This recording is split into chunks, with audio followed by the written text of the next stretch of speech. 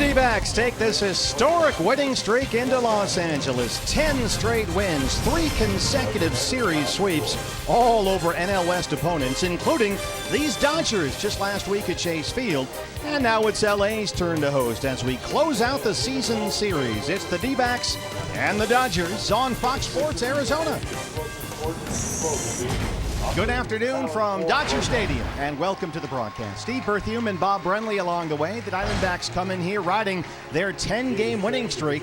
It's our final visit to Dodger Stadium this year, but tonight no Goldie. He is on his way back home to Phoenix to get a sore right elbow checked out. Torey Lovullo broke the news about 2 hours ago.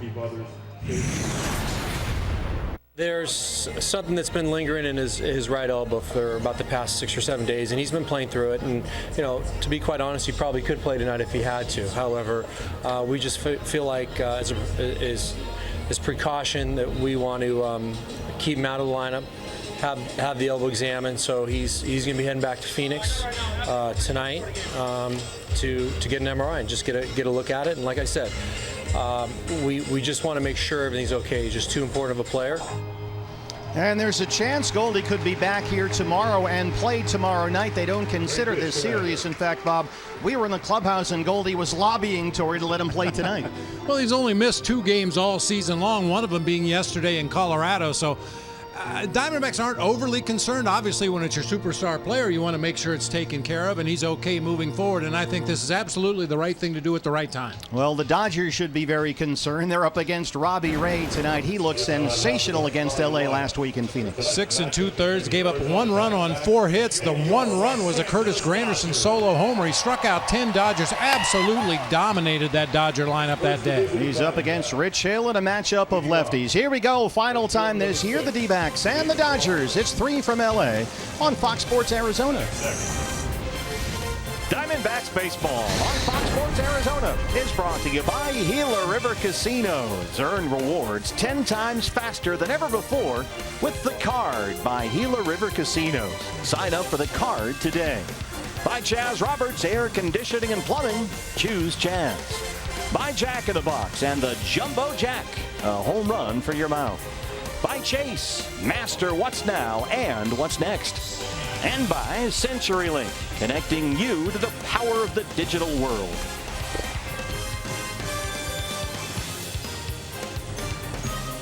Fox Sports Arizona is brought to you by your Valley Honda dealers, where you get more standard features for less money. By Gigablast, internet from Cox. Get ready for the gig life. By Oregano's. Step up to the plate for a guaranteed home run. At Oregano's, your neighborhood pizza joint, location statewide. By Phoenix Raceway, see Dale Jr.'s final West Coast race at the Can-Am 500 November 12th. Tickets at phoenixraceway.com. And by State Farm, here to help life go right. Talk to an agent today or call 1-800-STATE-FARM. Oh, everything's coming up D-backs these days. We've won 10 in a row. They've lost 8 of 9. We have Robbie Ray on the mound, and it starts next on Fox Sports Arizona. On this Labor Day, a happy one to you and yours. Steve Berthiaume, Bob Brenly, and Jody Jackson with you. It's the first of 3. The D-backs and the Dodgers from Dodger Stadium. Diamondbacks come in here rolling. They have won 10 straight games and 12 of their last 13. And here's the lineup for Torey Lovullo's D-backs. It's brought to you by your Valley Chevy dealers. David Peralta is the constant leading off once again out in left field. Christopher Negron playing shortstop this evening. A.J. Pollock will be out in center field with J.D. Martinez cleaning up in right field. Brandon Drury at second base. Jake Lamb at third. A bottom third of the lineup of Adam Rosales at first base. Chris Herman catching. And left-hander Robbie Ray on the mound. Another left-hander on the mound for the Dodgers. He's your Ram truck starter for LA. The 37-year-old lefty, Rich Hill. 9-6 in 20 starts, a 3.71 ERA. The Diamondbacks just faced Rich Hill last week at Chase Field and knocked him out of the game in the 4th inning. Yeah, hung loss number 6 on Rich Hill in that game. 6 runs on 8 hits in 3 2/3. It looked like they were looking curveball early in the game against Rich Hill, and when they got it, they did not miss it. Dodgers defense is presented by Nationwide Vision Center. Kike Hernandez will be in left field tonight. Chris Taylor in center. Yasiel Puig over in right field. It'll be Justin Turner and Charlie Culberson on the left side of the infield with Logan Forsythe and Cody Bellinger on the right side. Austin Barnes doing the catching for left-hander Rich Hill. Alfonso Marquez, our plate umpire tonight, calling the balls and strikes. David Rackley's at first base. Chad Fairchild at second. And the crew chief, Larry Vanover, is at third. We mentioned the Diamondbacks, only the second time in franchise history they've won 10 straight games, so I wonder, what could you possibly have come up with for your Valley Honda dealers' key to the game? With apologies to Nigel Tufnell of Spinal Tap and kind of a salute to the Death Star here at Dodger Stadium. This one goes to 11. Let's hope. Let's get to 12. Last time the Diamondbacks won 12 in a row, the only time, in fact, June of 2003, and there it is. Yeah, I got to go back and look at some of those box scores from 03. I knew we were going to talk about it in the pregame show today, and I didn't have a distinct memory of that particular time in my life, so I had to go back and look at some box scores. Some of the names that popped up: Oscar Villarreal and Eddie Oropesa. As I told Jody, Robbie Hammock was a very valuable utility player that year. Played right field, played third base, caught a little bit, played all over the field. Now he's one of Torey Lavello's coaches here in the dugout as David Peralta starts us off. Quickly down 0-2. Some guy named Gonzalez. Never heard of him. Luis Gonzalez. No. I don't really remember him well. Doesn't ring a bell. He was in the lineup a lot during that winning streak. Missed with a Rich Hill fastball. 1-2 on Peralta. David, 3 hits in the Colorado series, including an RBI double. Austin Barnes, the ASU Sun Devil, behind the plate tonight for LA. No Yasmani Grandal. They are also without Corey Seager, who's got a sore elbow of his own, the Dodger shortstop.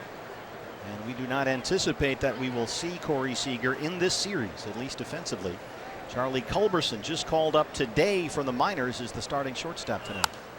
Well, an achy throwing elbow is a little more problematic for a shortstop than it is for a first baseman. I mean, everybody on the field has to be able to throw, but the reality is that shortstop's got to make a lot of throws over the course of a ball game. First baseman, very few.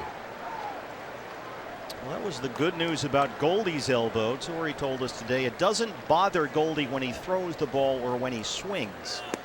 So that's why they feel pretty optimistic right now, but they're just having the MRI done as a precaution.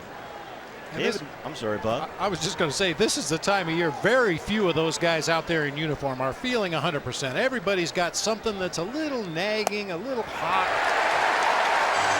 Not caught looking at a fastball, and Rich Hill strikes out Peralta to start us off. Shortstop number 45, Christopher Negron. And I truly believe, like you said, Goldie was down arguing, trying to get in the lineup tonight. If if the race was a lot closer and this game was a lot more important to the race, I think Goldie would be in there tonight. Christopher Negron is in there at shortstop. Ketel Marte a little dehydrated after the long series at the Elevation in Colorado, so he's got the night off. And it's another start for Negron, who was in there at first base yesterday against Colorado, went 0 for 4.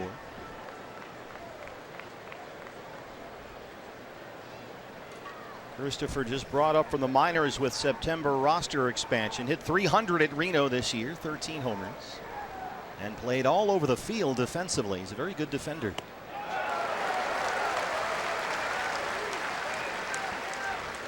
Big breaking ball from Rich Hill, and it's 0-2. Or what a difference from the last 3 games at Coors Field, where pitchers were really struggling to get their breaking balls to bite. Now you got Rich Hill with one of the best left-handed curveballs in the game, and it is biting. 2 strikeouts to start it off against Rich Hill. That's his signature pitch. His fastball will sit in the low 90s, 90, 91. But that big curveball has been his go-to pitch when he has a 2-strike count. When he needs to throw a strike, that's usually what he goes to. Torey was telling us he was also mixing in an occasional changeup last week at Chase Field that surprised the Diamondbacks a bit, so they'll be looking out for that pitch as well tonight. That's because everything else he threw got whacked. It's true. He was out by the end of the 4th inning. First pitch swinging is whacked to third. Turner's there. It's a 1-2-3 start for Rich Hill. Robbie Ray coming up from Dodger Stadium. Your Ram truck starter for the Diamondbacks, Robbie Ray. 11-5 in ERA. That's now below 3. He dominated this Dodger ball club in Phoenix last week. He struck out 10 in 6 2/3. Everything's been working lately for Robbie Ray. His fastball command has been tremendous. The 2 breaking balls that he features have been sharp and late breaking. Everything working well. Dodger lineup presented by your Valley Chevy dealer. Chris Taylor, the center fielder, leading it off. Kike Hernandez, the left fielder, batting second. Justin Turner will be at third base. Cody Bellinger across the diamond at first. Austin Barnes doing the catching with the Yasiel Puig in right. Logan Forsythe at second. Charlie Culberson will be the shortstop, and Rich Hill, the lefty, on the mound. Taylor homered yesterday in the Dodgers' loss at San Diego, and he comes into this series riding a 7-game hitting streak. He's always a problem, it seems. And he's been a problem for Robbie Ray in his career. Taylor at .306, 19 home runs. He is 7 for 13 against Robbie Ray.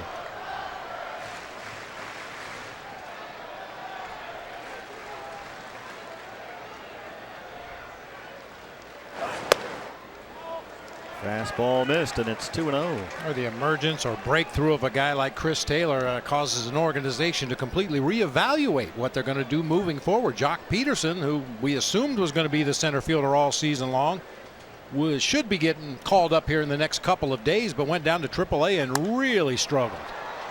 Yeah, he was not brought back up here when September 1st rolled around. They do expect Peterson will be back up here Wednesday, along with Trace Thompson and some other guys, as Oklahoma City's season wraps up. That's one thing you can be sure of in this game. There's always somebody waiting to take your place. So you better perform. 2 balls and 1 strike.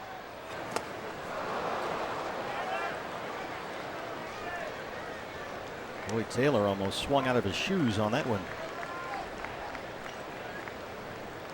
Like most of the rest of this Dodger lineup, these guys don't get cheated. They try to get the ball in the air. They try to get some lift in their swing. Even the leadoff hitter, Chris Taylor. 2-2.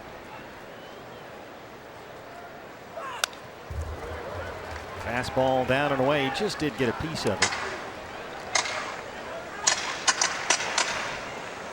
Robbie last Wednesday against these Dodgers, 1 run, 4 hits, 6 2/3 innings. He was jumping ahead in counts all night long. 100 pitches in that start, 69 strikes. Threw both the fastball and the breaking pitches for strikes. That really helped. Lights off another fastball at 97. Now this is something that Robbie's been able to avoid pretty much all season long, those extended at-bats and extended innings because of the foul balls. Chris Taylor giving him a fight here to start the game. Torey Lovello and Mike Butcher keeping a close eye on their all-star lefty. D-backs come in here 21 games over 500, 79 wins on the year. One more time on 2-2 to Chris Taylor. We'll keep going. D-backs begin tonight holding what is now a 6-game lead over the Rockies for the first National League wildcard spot.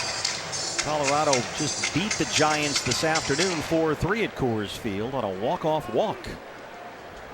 Giants reliever Corey Guerin walked Carlos Gonzalez with the bases loaded in the bottom of the 9th. So the Rockies have 1 today.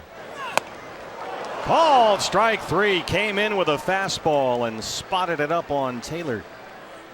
Left fielder, number 14. Nationwide Vision Centers gives us a look at the Diamondbacks defense tonight. Outfield will be David Peralta, A.J. Pollock, and J.D. Martinez once again tonight. Jake Lamb and Christopher Negron on the left side of the infield. Brandon Drury and Adam Rosales filling in at first base for Paul Goldschmidt. Chris Herman will be behind the plate for the left-hander Robbie Ray. Kike Hernandez is the left fielder tonight. Hitting only .215, but with career highs, 11 homers and 34 runs batted in. This is another one of those Dodger hitters, even though he's, I consider him a part-time player, utility player. He swings for the fences every time he gets that bat off his shoulders. There's that big front leg kick, or at least he did have. He was kind of modifying it a little bit at Chase. Just has a little toe tap right now, trying to get a little more on time with that swing. There's Turner Ward, the Dodgers hitting coach, former D-backs hitting coach. Dodgers were the worst team in the majors last year against left-hand pitching. They are vastly improved this year. Robbie Ray, just like Rich Hill, a couple of strikeouts to start things off. Third baseman, number 10, Justin Turner. It's a backdoor, slower breaking ball that time. Gets Hernandez out in front, chasing a bad pitch. 2 down for Justin Turner, who is second in the National League in hitting, batting .332 and 18 home runs. He has been a red menace all season long. He starts tonight riding an 8-game hitting streak.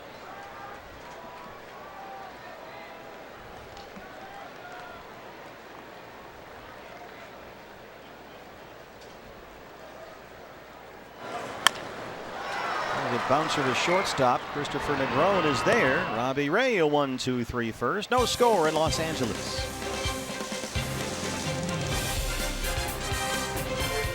Paul Goldschmidt's headed back to Phoenix for a precautionary MRI on his elbow. Now, there was a bit of a tip-off to this. Back during the homestand, Paul was wearing some athletic tape on that elbow. Trainer said, look, it might help. But the reality is Paul was not feeling the injury during the game. In the morning when he would wake up, it would feel sore. As he loosened it up, as he played in the game, he said adrenaline is really the reason why he thought he did not feel it. But the good news is Paul feels like he could be back in the game as soon as tomorrow. And honestly, guys, on the homestand, 9 for 21 with 4 homers. Did not appear to affect him at the plate. Was 0 for 8 against the Rockies, but he said that was just Rocky pitching getting him in those situations. Yeah, we'll keep our fingers crossed, certainly, Jody, for Goldie, and hopefully he'll be back here tomorrow in uniform and on the field. Adam Rosales is starting at first base today. Boy, for a guy that is so accustomed to playing every inning of every game, this has to be one of the strangest experiences of Goldie's lifetime. Going to the airport, catching a flight back to Phoenix while his teammates are playing a ball game. I'm sure it doesn't sit well with him. He lobbied hard with Torrey and Ken Crenshaw in the office today, but they want to make sure that everything's okay. 0-2 on J.D. Martinez. J.D.'s first appearance at Dodger Stadium as a Diamondback. He had the whole day off yesterday in Colorado. 3 hits in the first 2 wins over the Rockies, including a double and a home run. He knocked in 5.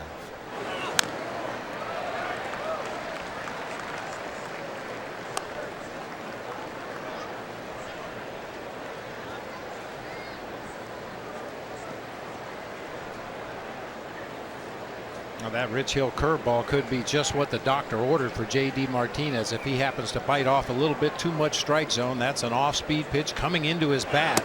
Those are the pitches that he usually pulls hard to left field. We know most of his power is the opposite way, but off-speed pitches that stay over the inside part of that strike zone, J.D. will turn on him. Yeah, he is crushing left-handers this year, hitting .397 versus lefties, but Rich Hill picks up a fastball and strikes him out. He has punched out 3 of the first 4 he's faced. Elevated fastball up and out over the plate that time. And Dodgers are well aware that J.D. is a much better low ball hitter than high ball hitter. So in those 2 strike counts, look for Rich Hill to elevate the fastball and try to bounce the curveball in the dirt. Brandon Drury in there at second tonight, 271. 11 home runs. He homered yesterday in Colorado.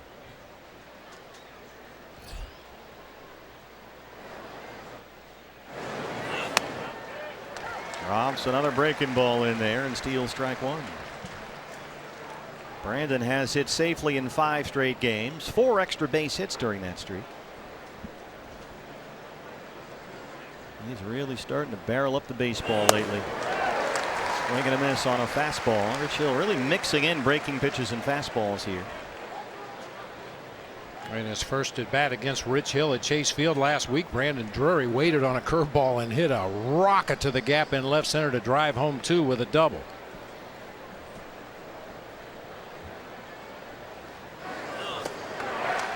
Swing and a miss. Boy, that curveball's got them all tied up. Already 4 strikeouts for Rich Hill. Tight rotation, really takes the break. Most of it is down.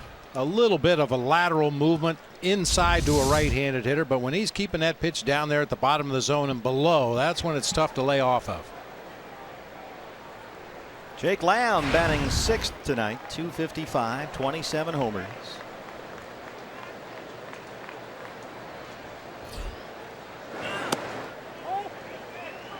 Jake singled, struck out 3 times yesterday in the win over the Rockies. And they put on the Jake Lamb shift.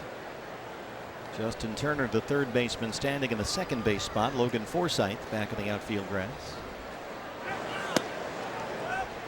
Dodgers will change up their shift against left-hand batters. Sometimes you'll see Turner standing where he is now in the second base spot. Sometimes he'll be back out there where Logan Forsythe is standing.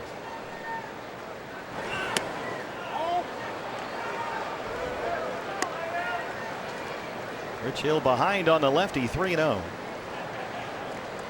Jake Lamb has had some success before against Rich Hill. Adam Rosales, the first baseman tonight, on deck.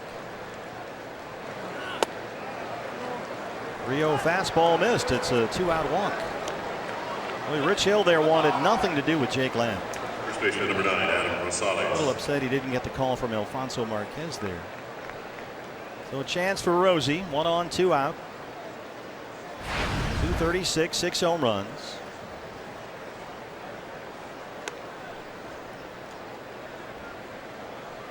Now, obviously, we'd like to see Goldie back in the starting lineup tomorrow night, or at least very shortly into the future. But if this does extend for a little while, we might see a bunch of different guys over there at first base. Wouldn't surprise me to see Jake Lamb slide across the diamond, maybe get a start at first.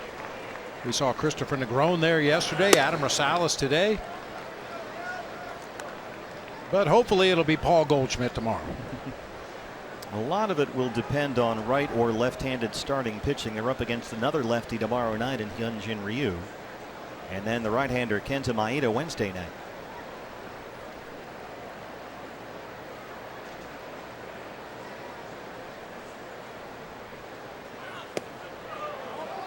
We've seen Chris Iannetta take some ground balls and throws at first base. Chris Herman goes down there from time to time to take some ground balls and throws just in case.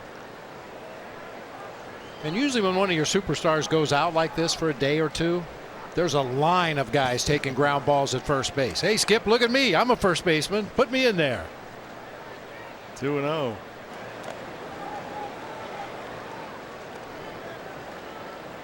Well, Rosales can also, as we know, fill in at shortstop and third.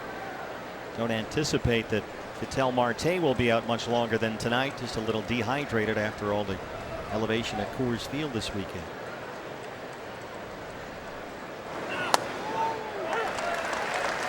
Two and one. Here's Ketel. Was not feeling great after the game yesterday. He's not used to that altitude. You knew he wasn't feeling well. Rarely will players wander away from the back of the plane to come up closer to where we sit. They're having too much fun back there. That's why. Yeah, we sit up in the middle of the plane with the trainers and the peripheral staff, and then the coaches and the managers and the front office all sit up in the front. But you rarely see the players venture up toward the front of the plane. But we saw Marte come up to talk to Ken Crenshaw, and it was kind of a tip-off that there was something going on. He's down there drinking his water right now. They've filled him full of fluids. 2-2 on Adam Rosales. He looks at a fastball. Rich Hill, 5 strikeouts through 2 innings. No score at Dodger Stadium. For postseason continues and you're not able to watch the game on TV, don't worry, stream all the games live on your mobile device with Fox Sports Go. It's presented by your Valley Honda dealers. You can download the free app and take Fox Sports Arizona and the D-backs with you wherever you go. Robbie Ray will face Cody Bellinger to lead off the LA second. Bellinger 272 and second in the National League with 36 home runs. He homered Saturday and Sunday in San Diego. Diamondbacks with 3 defenders on the right-hand side. Now the Bellinger home run last night in San Diego broke the franchise record for home runs by a rookie held by Mike Piazza. Piazza hit 35 back in 1993. Bellinger with his 36th last night. Yeah, tied the record on Saturday, then broke it yesterday. Robbie ahead 0-2.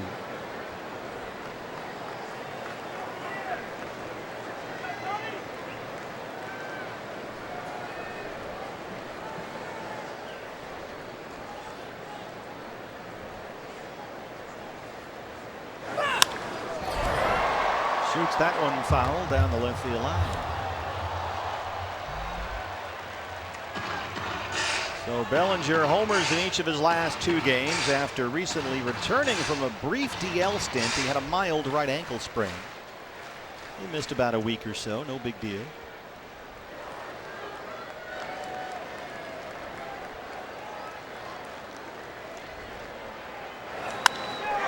This is a fly ball to right field. J.D. Martinez just in front of the warning track has it for allowed out number 1. Catcher number 15, Austin Barnes. Austin Barnes, the starting catcher for the Dodgers tonight. 299, 6 home runs.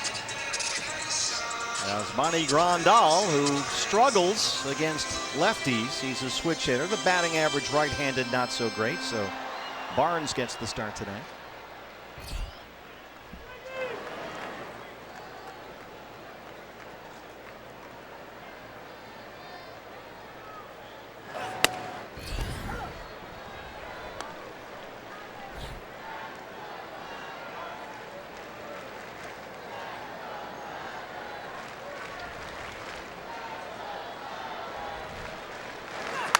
Very interesting coming in here 5 months into the season with the narrative completely reversed. The Diamondbacks red hot.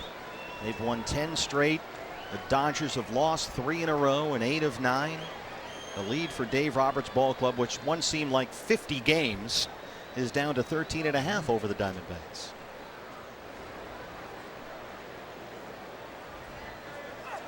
Dodgers just lost 6 of 7 on their road trip through Arizona and San Diego. And these guys who seemed unbeatable all summer long have lost 3 series in a row. Well, the Diamondbacks have swept 3 straight series. Everything is backwards. Bizarro world. I like it. Let's keep it this way. Swing and a miss. Robbie Ray matching Rich Hill's strikeout for a strikeout. 2 down.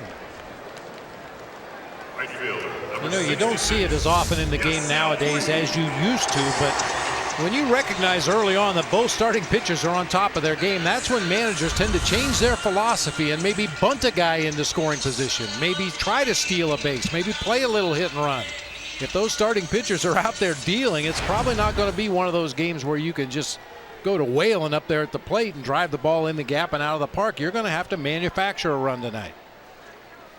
Yasiel Puig.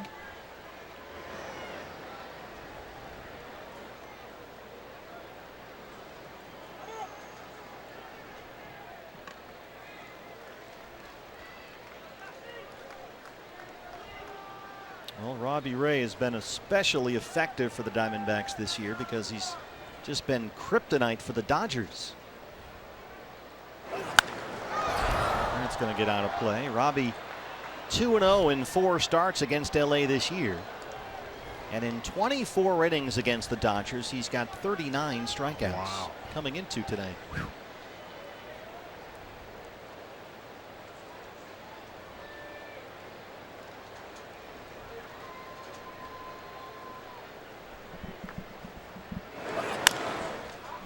Ahead of Puig 0-2. You have to think that after seeing what Robbie did to them at Chase Field last week, that they're also remembering that start here July 6th when he was just unbelievable.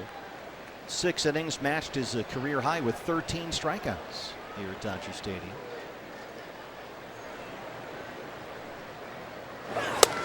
Robbie Ray powers up a fastball. He's got 4 strikeouts through 2 innings. No score in LA.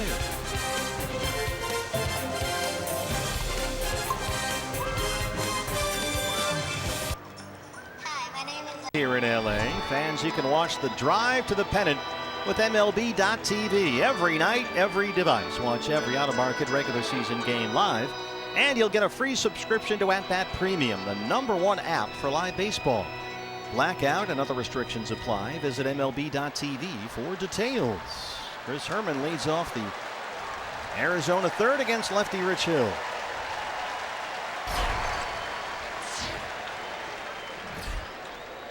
Through the first 2 innings of this game, Rich Hill has thrown 29 pitches, 22 fastballs, and only 7 curveballs, which is almost exactly the opposite of what he did at Chase Field last week when the D-backs banged him around. And when he has dropped a curveball in there, he's had some big swings and misses. 5 strikeouts so far for Rich Hill.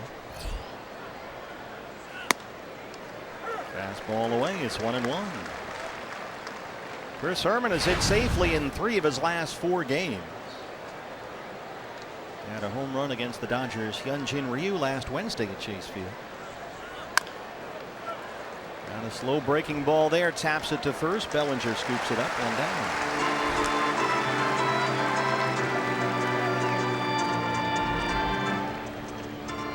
Pitcher number 38, Ronald Ray. Hard to believe that Rich Hill had such a tough time against the Diamondbacks last week. 6 earned runs, 8 hits. He lasted only 3 2/3, and I say hard to believe because he was coming off 9 innings of no-hit baseball in his previous start against the Pirates in Pittsburgh. So it was quite a contrast for sure. Even though he lost the perfect game, then lost the no-hitter and lost the ball game on the walk-off homer by Josh Harrison, they always said there's a hangover after a no-hitter. I believe him now. You think it's more mental or physical? I think it's probably a combination of the two. The mental part, as you can imagine, when you get late in a ball game as a pitcher with a no-hitter, every pitch suddenly becomes the most important pitch of your life. Physically, you know, you're exerting yourself a little more as you get close to the finish line. You realize what's at stake, and maybe you overextend a little bit physically. I think it really affects you on your second start after you've thrown a near no-hitter. I hope you're right. Well, it looks pretty good so far. 1 walk, 5 strikeouts ahead of Robbie Ray, 1-2. Just did get a piece of that one. Yeah, Rich Hill, 9 no-hit innings and then a walk-off homer by Josh Harrison to lead off the Pirate 10th. And suddenly it was all gone with 1 pitch. Poof. Boy, and it barely cleared the fence out there and left. Just in the corner, yeah. That short 4-foot-high fence at PNC Park. That's 6 strikeouts for Rich Hill, 2 down. Hey fans, the day after every D-backs win, get 50% off all pizzas at regular menu price using promo code DBACKS50 at papajohns.com. Number 6, David Peralta. David Peralta had a long at bat to lead us off tonight, but got caught looking at strike 3 his first time up. Dodgers will put the shift on against the left-hand batter. They'll leave Turner near the bag at third. Culberson and Forsythe kind of slide over the shortstop and the second baseman. There's ball 1. And then you've got Taylor in center, who's shaded way over toward left center field. There's a whole bunch of room in right center right now. Acres of space out there for Peralta. 1-1.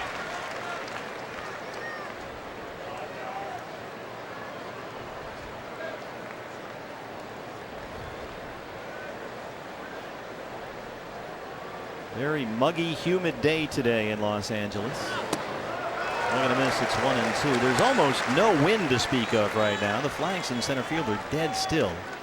Very muggy here tonight. Now, we were talking before the ball game started. It's fortunate that it's not a bright sunny day. It would really be hot here at Dodger Stadium, but had a gray overcast and clouds most of the day. It looked like it might rain all afternoon.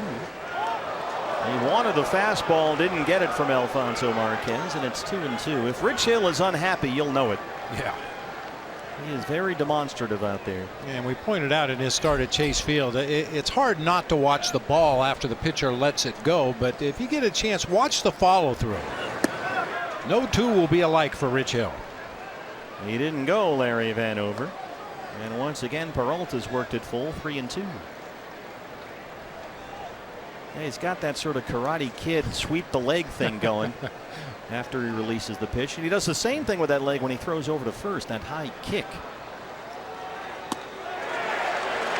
He went that time, says Vanover. 7 strikeouts through 3 innings for Rich Hill. No score in Los Angeles. Early donuts all over the scoreboard as we head to the bottom half of the 3rd inning. Time to take a look at this day in baseball history, brought to you by Geico. We like to complain about the schedule and the travel. Well, how about this? Back in 1928, the Boston Braves begin a streak of playing 9 consecutive doubleheaders, a major league record. Did it rain a lot or something? I'm not sure why they had 9 consecutive doubleheaders, but they went 4-14 over that stretch. Ouch. Ouch, babe. Logan Forsythe, the Dodgers second baseman, leads off the third against Robbie Ray, and there's strike one. Forsythe, 228, 4 homers. He is really slumping right now. Just 1 for his last 20 up there. He does not deliver the offense they thought he might. Yeah. I was guessing that those Boston Braves teams weren't all that great. Fly ball right field for J.D. I was just going to say, you know who really enjoyed those 9 doubleheaders?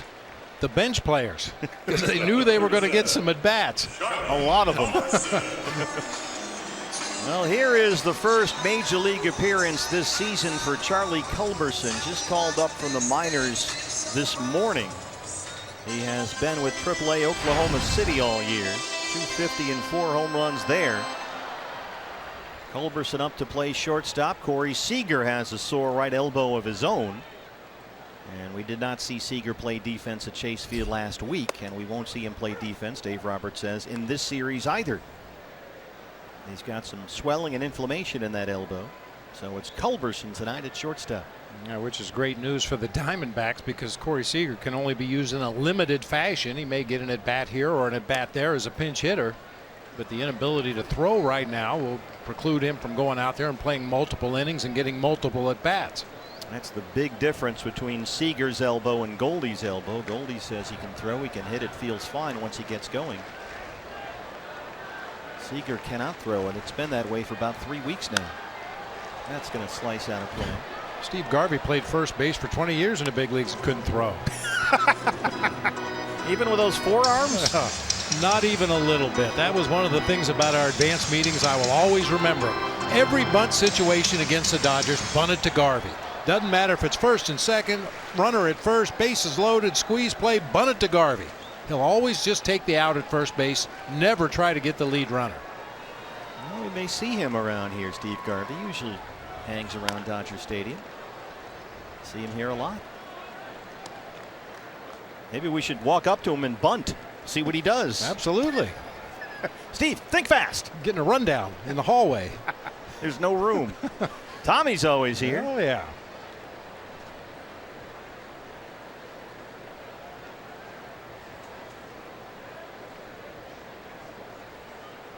Robbie so far 4 strikeouts. He's retired all 7 he's faced. Fastball missed, and it's 2-2.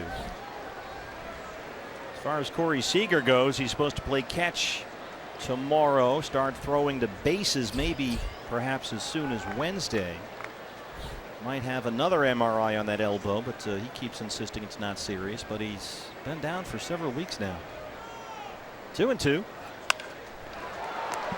Adam Rosales gets his first test at first base. 2 down. Number 44, Rich Hill. Here's Rich Hill, the pitcher. Hill has been off to an impressive start tonight. 7 strikeouts in his first 3 innings. The hitting this year, not so much.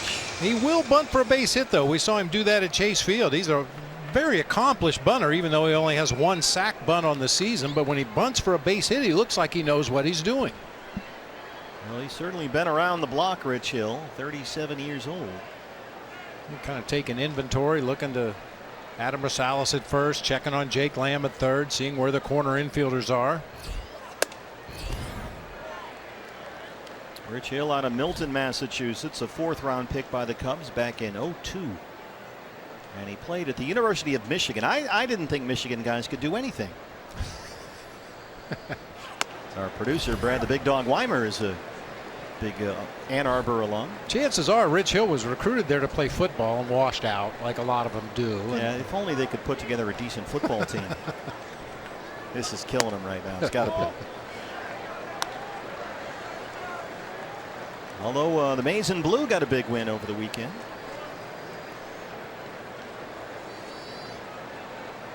How'd Ohio do? Did Ohio play? Oh, the Bobcats rolled. Really? Yeah. Good start for the shutout. Howard University. take that. Got Purdue this coming week. The Boilers. Or Hampton, excuse me. I thought it was Howard. Hampton. Howard was the team that played UNLV. And beat them. Yeah. With, I think Cam Newton's brother was a quarterback. Weren't they like 35-point underdogs or some crazy thing? Did you give Michael a hard time about UNLV losing that? Always. 3-1 on the Dodger pitcher. It's funny how that works at UNLV. They'll claim the basketball team, the Running Rebels.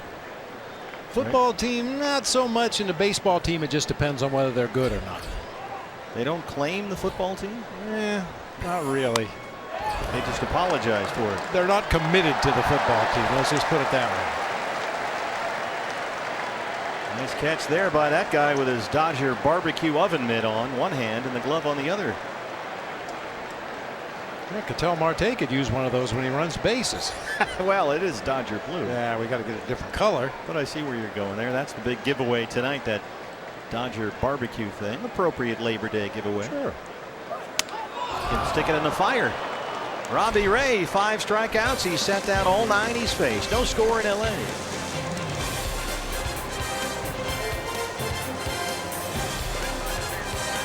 The league wild card race. Colorado beat the Giants 4-3 today at Coors Field on a walk-off walk. Corey Guerin walked Carlos Gonzalez, bases loaded, bottom 9. Brewers dropped a game and a half behind Colorado. Milwaukee lost in Cincinnati. Billy Hamilton, a walk-off homer, wins it 5-4 for the Reds. Only Hamilton's 4th homer of the year. His first as a right-handed hitter. Walks off the Brewers. T-Mobile, our unlimited baseball break. Cardinals only 3 back of a wild card spot. St. Louis won at San Diego today. A 3-hit shutout for Carlos Martinez, who struck out 10 Padres. And the Marlins 5.5 back. They're at home tonight against Washington. Christopher Negron leads off the 4th against lefty Rich Hill, who so far has struck out 7, walked 1. No base hits in the ball game yet for either side. He did not go, says David Rackley. It's 1-0.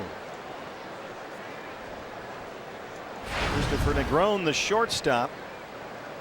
He has showed himself to be one of the better defensive shortstops in the Coast League this year, pitching or playing most of the season at Reno. Played a lot of shortstop there. He's a guy that can play anywhere, but the defense at shortstop apparently caught a lot of folks' attention with the Aces. So we'll get our first look at that tonight. Negron hits it hard to left. That's a base knock. First base hit of the ball game, and first hit as a Diamondback for Christopher Negron. A leadoff single here in the 4th. Number 11, You're going to want that baseball? You might as well throw it out of the game, Rich. Well, this is his first major league base hit since 2015 when he played with the Cincinnati Reds. He was at AAA Iowa in the Cubs system all last year. Leadoff man aboard for AJ, who grounded out his first time.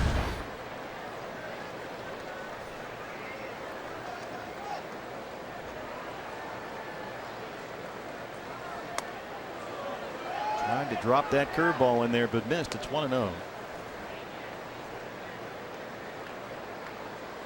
AJ had the full day off yesterday in Colorado. 3 hits in that Rockies series. He doubled and tripled at Coors.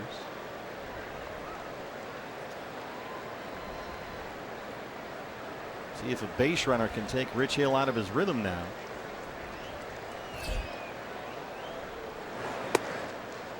Joe's bunted. It's ball 2. Rich Hill, he has constantly evolved over the course of this season, even at the age of 37.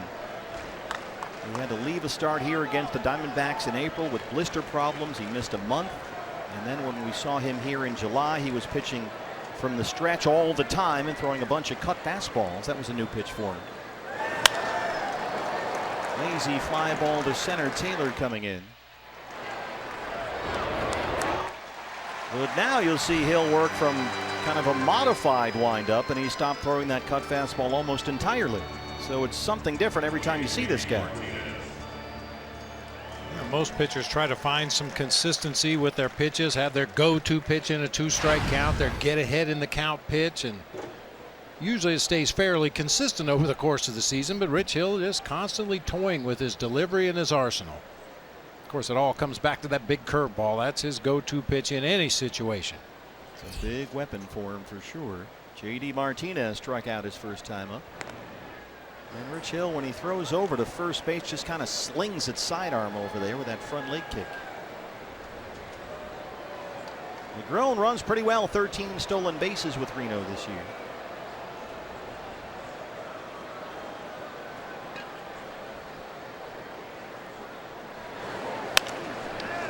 JD took a big cut at that one.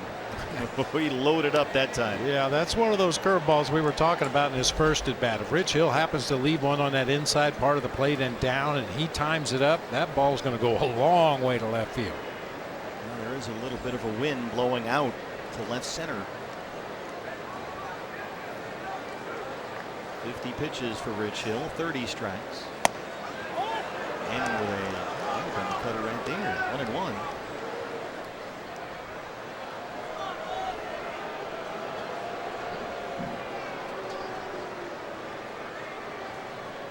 JD, 7 home runs, 15 RBIs in his last 16 games. What an addition he's been. It's out of play, and it's 1-2.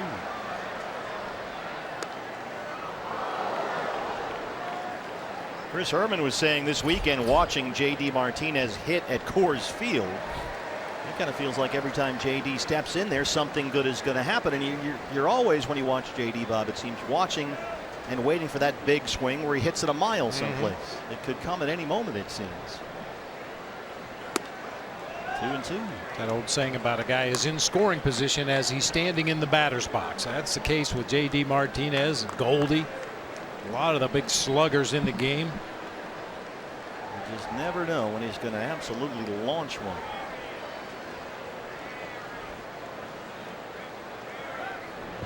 That sidearm throw, almost threw it away. Bellinger had to come off the bag to get that one.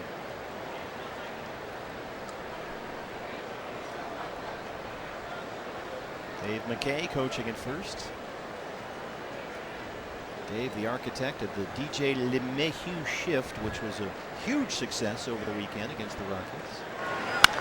Martinez, high fly ball, deep left center, and there it goes. J.D. Martinez, his 31st, and it's 2-0 Diamondbacks.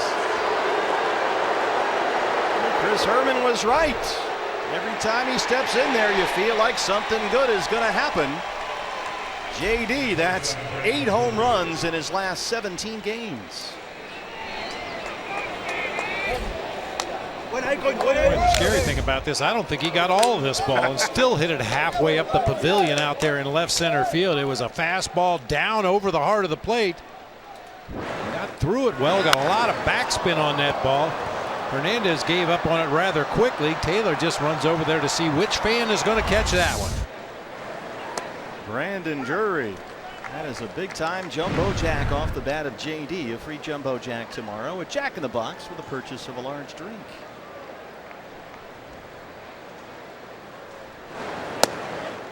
Drury struck out his first time.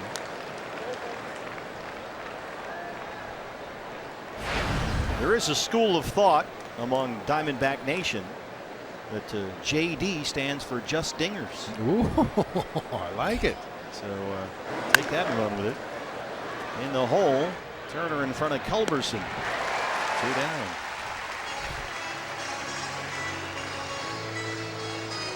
An early lead for the Diamondbacks. They had no hits through 3 innings against Rich Hill, but there they are. Negron, the leadoff single, and J.D.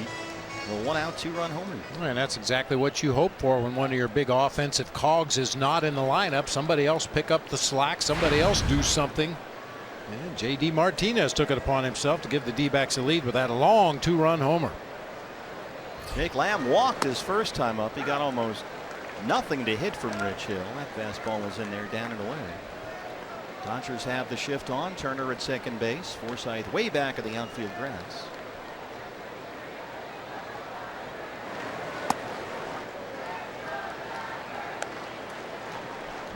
Speaking of somebody else picking up the slack while Goldie's out, you'd really like to see it be Jake Lamb. Jake is hitting only 143 in his last dozen games. He's had a lot of swing and miss lately. Struck out 3 times yesterday. Punched out 6 times in 10 at bats at Colorado. Yeah, and some very uncertain looking swings, chasing bad pitches out of the zone, low and away. But under that one, high in the air, shallow center. Turner's out there. Taylor comes in, and that's the inning. But J.D. Martinez. Once again, the Diamondbacks get an early lead. His 31st. There it goes off Rich Hill, and it's 2-0 D-backs. J.D. Martinez, 2-0 Diamondbacks, his 31st home run of the year. As we start the bottom of the 4th inning here in L.A. State Farm winning combo. Most strikeouts in a season against the Dodgers all the way back to 1913. Robbie Ray is creeping up on Curt Schilling from that magic 2001 season. 44 strikeouts so far. Robbie has retired all 9 he's faced. He's got 5 strikeouts. Big Schill got his 51 punch outs against the Dodgers in just 5 starts, 41 innings total. He struck out 51, walked 5. Wow. Taylor struck out looking to start off the ball game. Robbie Ray, the first Diamondback pitcher to retire the first 9 batters at Dodger Stadium since Wade Miley back in May of 2013.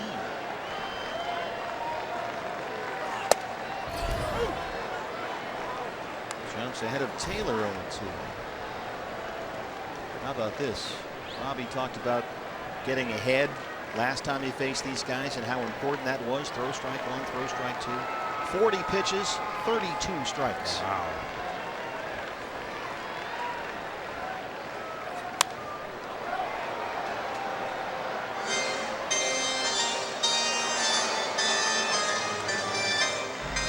Big key for him against LA last week. Get ahead, stay ahead, very aggressive, attacking the zone. He's really comfortable with Chris Herman back there. These two last week against LA were on the same page all night, mixing up fastballs, off-speed pitches, kept the Dodgers off balance. They've been a really good combination this year. Swing and a miss. Robbie Ray make it 6 strikeouts and 10 straight retired to start the ball game.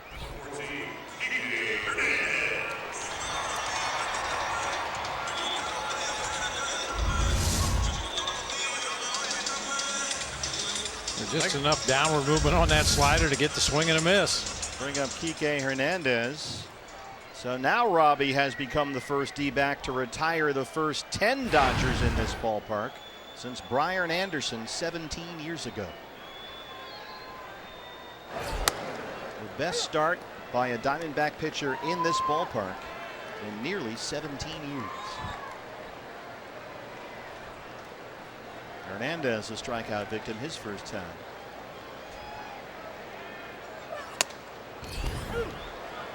There it is. Strike 1, strike 2. A confused look back at Alfonso Marquez.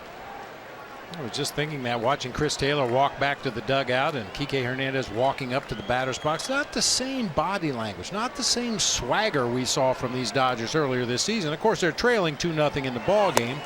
Oh, Robbie Ray just blew him away. 7 strikeouts. Number 10. You're right, that swagger is not there. Just overpowers him with a high 90s fastball up there around the letters. That's a tough pitch to catch up to under any circumstance, but especially in a 2-strike count. That's 7 strikeouts. He has struck out each of the last 3 Dodgers he's faced. He has retired the first 11 to open up the ball game. And here's Justin Turner, who grounded out to end the first.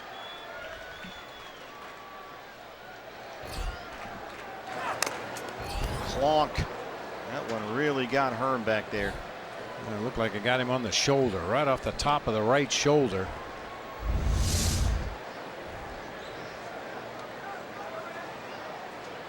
Ooh, collarbone. And then he got the bat on the backswing too. If you've ever broken a collarbone, it hurts a ton, and it hit him right on his. As you mentioned, not only did he get clipped with the foul ball, They got caught on the side of the helmet with Justin Turner's backswing that time. Ryan DePanfilo having a look.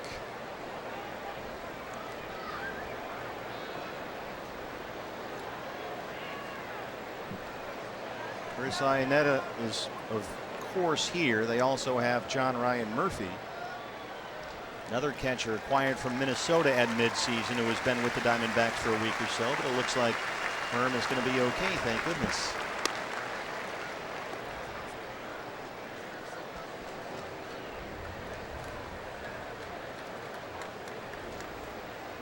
I don't know how you guys do it. It's all part of the gig.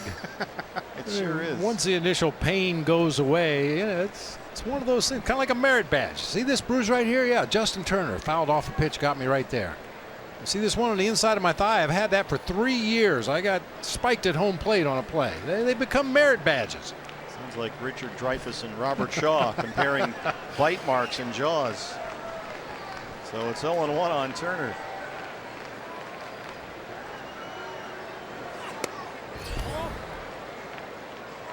Justin Turner is a handful for left-hand pitchers. He's hitting about .390 versus lefties this year, including 11 of his 18 home runs.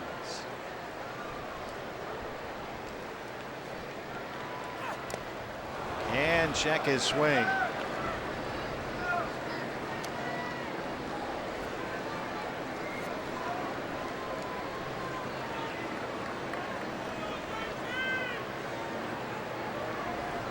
Turner looks like he just walked off the set of a Lord of the Rings movie, didn't he? The hair and the beard, the whole thing.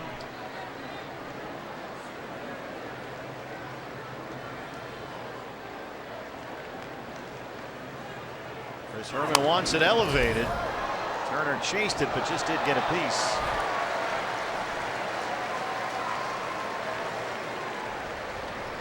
You were talking about guys trying to lift the ball all the time, hit it up in the air. That's a big thing with Justin Turner.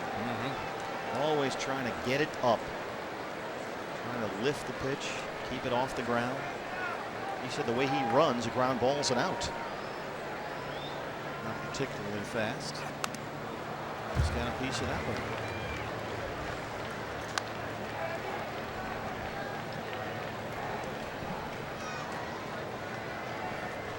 Cody Bellinger waiting his turn. Robbie at 50 pitches, 41 strikes.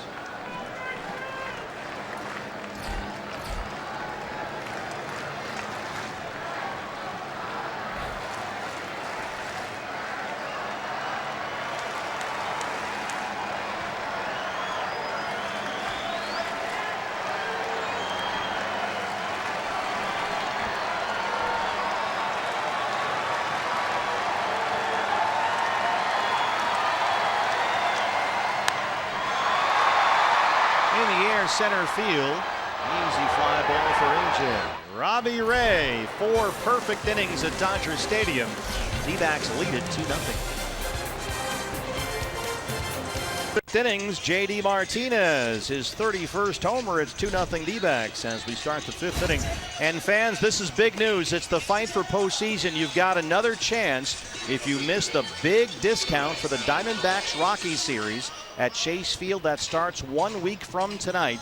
The offer has been extended. We're going to keep this thing going up until 11:59 p.m. tonight. So 1 minute before midnight, it ends. You can cheer on the Diamondbacks as the fight for postseason continues. 4 huge games against the Rockies starting 1 week from tonight. You can get tickets for as low as $2. A $5 bleacher seat and a $10 lower level baseline reserve seat. So you have until 11:59 tonight to get on that. We've had a tremendous response, so the Diamondbacks have extended the sale 1 more day over this Labor Day weekend. So we'll see you at the ballpark. You're never going to find a deal like that again. It is unbelievable. $2 to go and watch Diamondbacks and Rockies. Check the cushions of your sofa right now. You could probably bring the whole family out here with the change that's dropped down in your couch. In the little cup holder in your car? Sure. You won't even have to stop at the cash machine. Just drive straight to the ballpark. Hand them a bunch of quarters. Rosales in at first base for Goldie tonight. If you're just joining us, no Paul Goldschmidt tonight. He is flying back to Phoenix for an MRI and a Sore right elbow, no big deal, they say. They just want to be extra careful, find out what's going on in there. And Goldie is expected back here in LA tomorrow and could play tomorrow night. But he's just had some lingering soreness in that right elbow for about a week or so now. And Goldie was saying it only really hurts in the morning when he wakes up. Once he gets going, gets his treatment, gets loosened up and ready for the ball game, it's not a problem. And he can throw, he can hit just fine, but it is a little sore when he wakes up in the morning, so they're just going to get that checked out. 3-2 on Rosales with Chris Herman on deck. I told you my solution to that. Just don't go to sleep. If it hurts when you wake up. Good thinking. Rich Hill has 8 strikeouts. Second time he's got Rosales. No surprise it comes on that big Rich Hill curveball.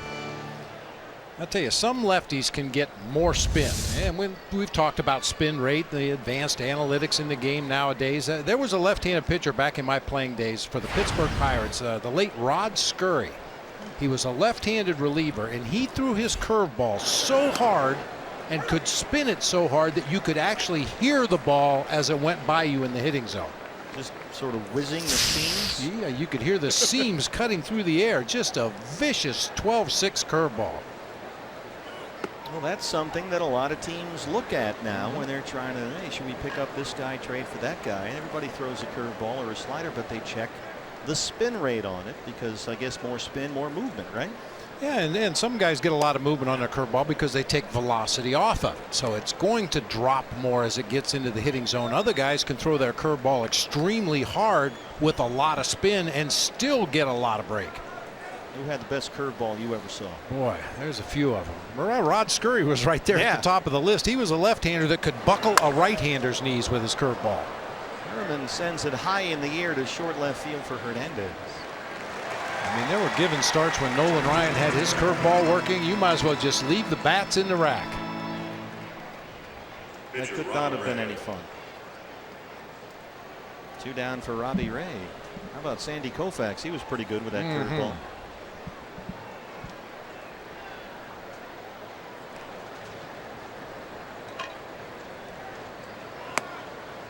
Why do some guys throw a curveball and other guys throw a slider?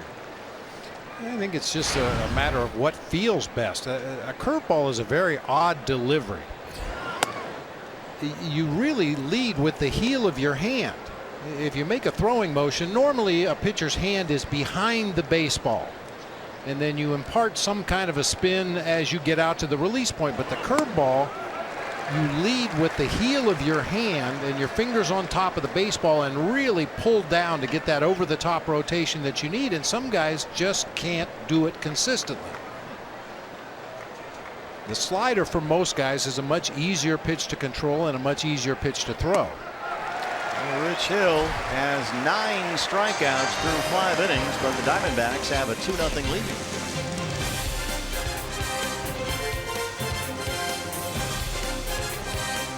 Only 5.5 games out of a wild card spot. There goes Giancarlo, number 53, and he just got enough of it. Our Cox high-speed highlights.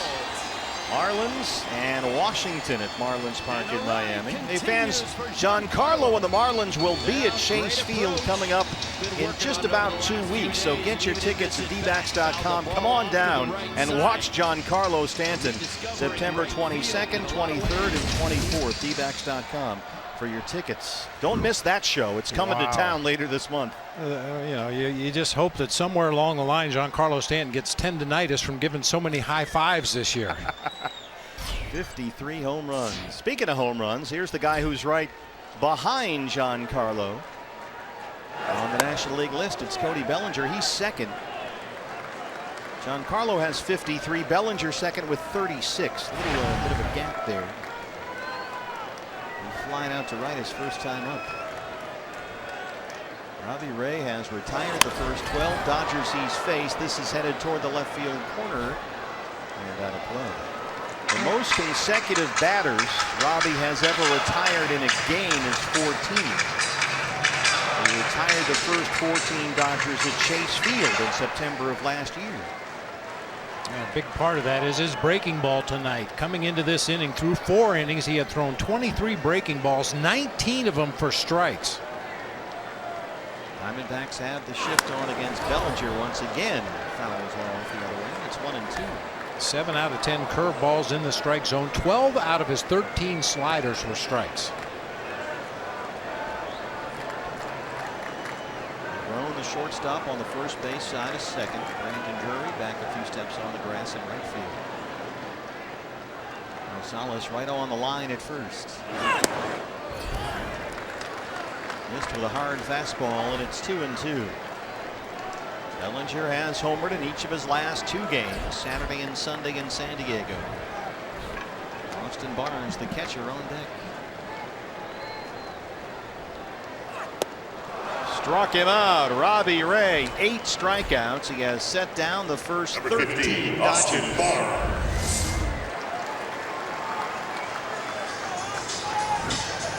Just commanding that slider like he's got a remote control on it tonight. It's unbelievable. His success against this team. We've talked about this a little bit. I'm sure we'll talk about it more over the course of the year. If you can get the right to host the wild card game at Chase Field, and right now the lead is 6, and you win that game, say with Zach Greinke at home, where he's been unbelievable all year long. I couldn't think of a better game 1 starter here in LA for that division series against the Dodgers than Robbie Ray. The way he's pitched against this team and on the road. So the Diamondbacks have an excellent combination there to start off the postseason if they can get that far. 0-2. When we go through Robbie's history against the Dodgers, it's just one dominating performance after another. A dozen career starts versus LA. 5-3 with a 2.97 ERA.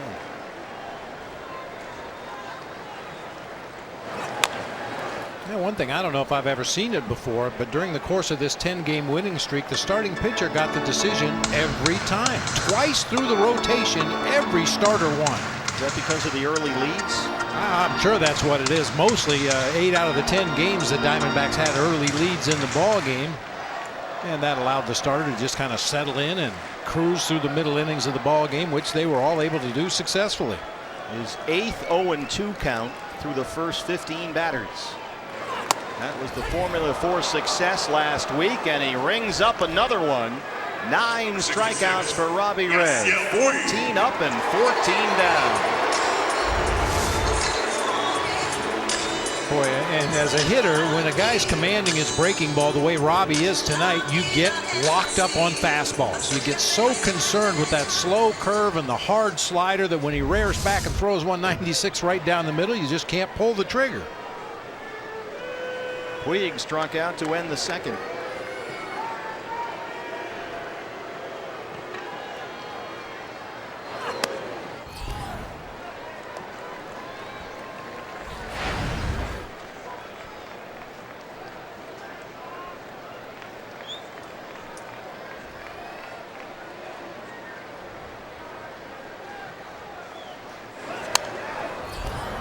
As of right now, in 42 career innings in this ballpark, Robbie Ray has 61 strikeouts. Now, this has always been considered to be a good pitcher's park. Now, the ball the last couple of years has been carrying better here at Dodger Stadium than it ever did before, but usually at night the ball doesn't carry. Most teams feel the mound is a little bit higher here at Dodger Stadium, even though they come and measure on a regular basis. It just feels like that pitcher is towering over you out there on that mound. Great place to pitch.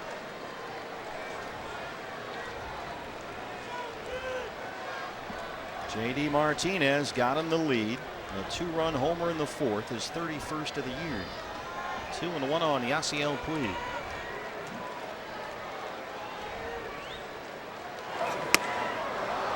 Can't check his swing.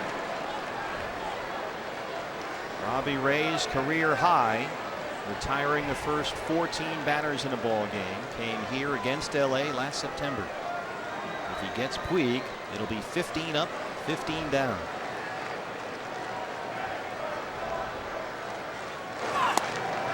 Call called strike 3. Robbie Ray strikes out the side in the 5th. He's punched out 10. Perfect through 5.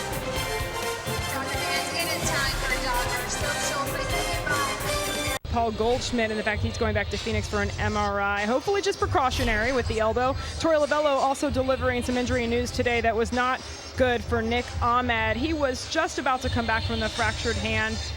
Had a rehab start, got hit again. Initially did not need surgery, but Torey told us today he does need surgery to add some stability to that fractured ulna. That's the long bone in the forearm. So terrible news as Nick Ahmed was holding out some hope he could come back this season, but it doesn't look probable right now, guys. Yeah, thanks, Jody. D-backs still down 2 shortstops with Nick and CO out.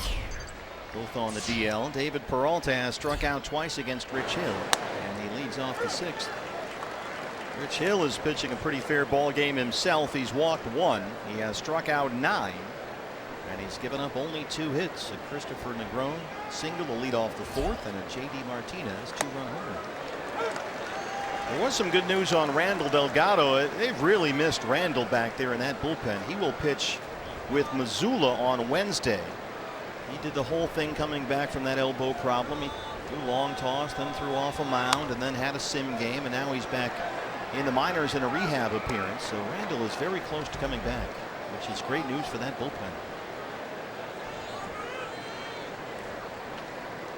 David down 0-2. Yeah, in the month of September, you're able to cover the loss of a long man a little bit easier just with bodies. You've got more arms available out of that bullpen. But yeah, Randall was desperately missed. Culberson over from shortstop. Bouncing ball up the middle. Retires Peralta. 6 in a row. Set down by Rich Hill.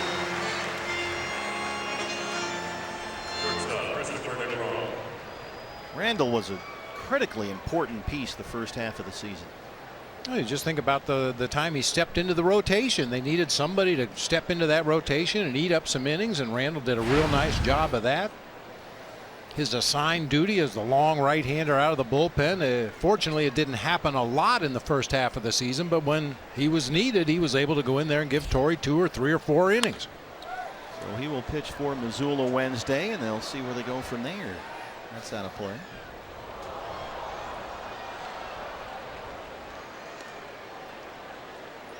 Christopher Negron, a single his last time up, his first base hit in the big league since 2015.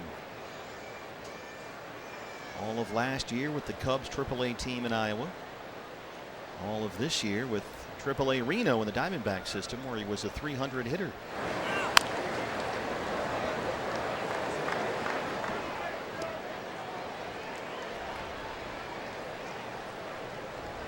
D-backs 8-8 against the Dodgers this year as we play the final 3 games of the season series here.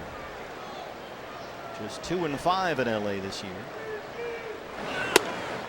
Fastball missed. It's 1-2. Rockies have won today, so right now the wild card lead is 6 games over Colorado.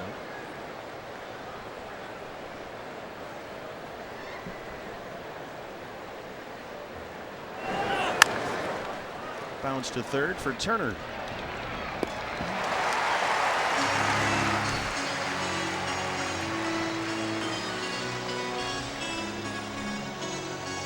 Two down, bases empty for AJ, who's 0 for 2.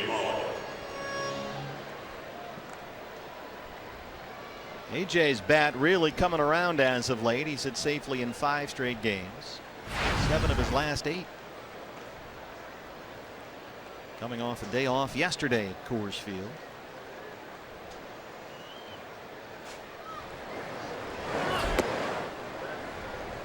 AJ does have 3 home runs at Dodger Stadium, but he's never hit all that much in this ballpark.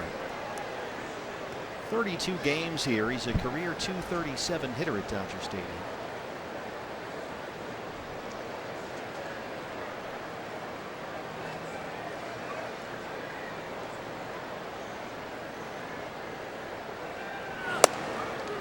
Fastballs in there. There's that Rich Hill leg kick on the follow through.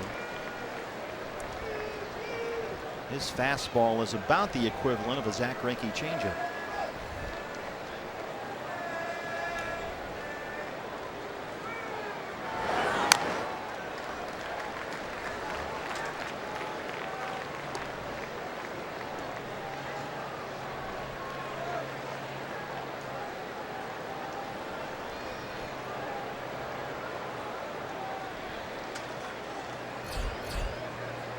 JD Martinez has the game's big hit.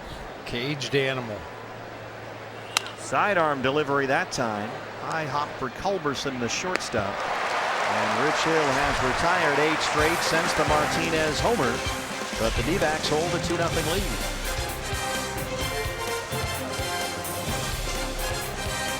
Perfect inning so far at Dodger Stadium. 15 up, 15 down. He's got 10 strikeouts. I don't know what else you can say. He is just on top of his game tonight. Everything is crisp and right where he wants to throw it, just mowing down the Dodgers so far. Elias reports that Robbie Ray is the first pitcher in baseball history with 4 games in a season against the Dodgers with at least 10 strikeouts. Logan Forsythe, who flied out his first time up, leads off the 6th inning.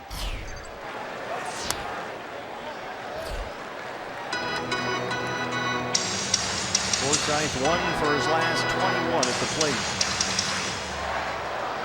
First Diamondback to toss a perfect game through 5 since Trevor Cahill in September of 2012 at San Francisco.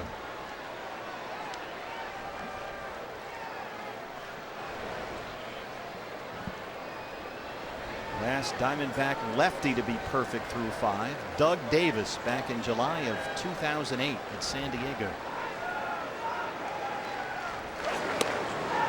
1-2. Robbie Ray this season has pitched 29 innings against the Dodgers. He's got 49 strikeouts. Charlie Culberson, the shortstop, on deck, pitcher spot behind him.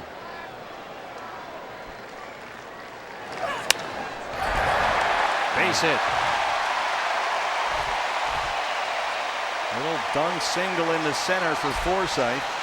First Dodger base runner tonight.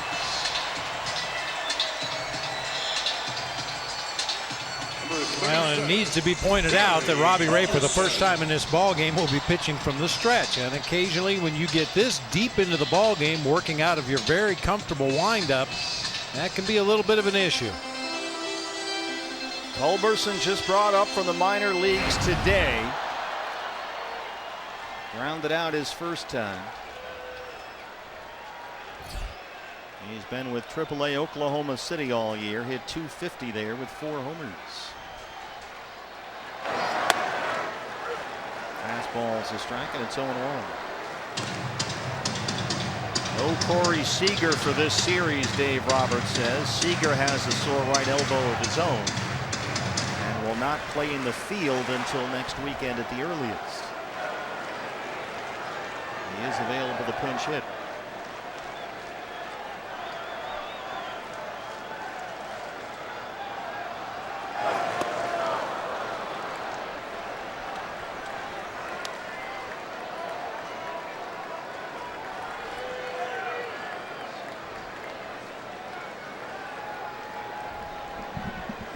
Dave Roberts' team, the tide has suddenly turned. They've lost 3 in a row and 8 of their last 9. 0-2 on Charlie Culberson. Got him. 11 strikeouts for Robbie Ray. 1 down in the 6th.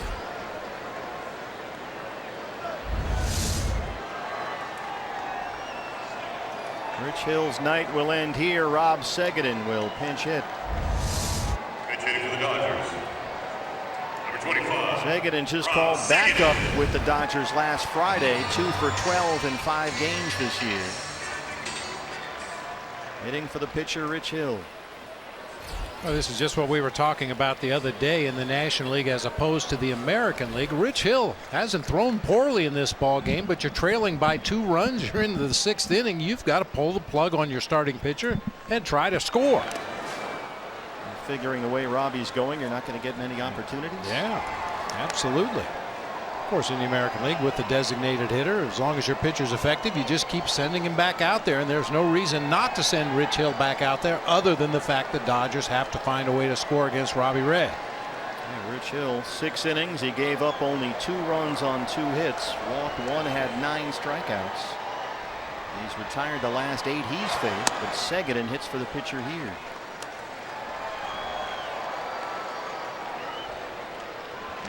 Segedin has had something of a lost season, a lot of injuries. He was out with a toe problem, then right wrist surgery. So it's been a bit of a washout this year for him.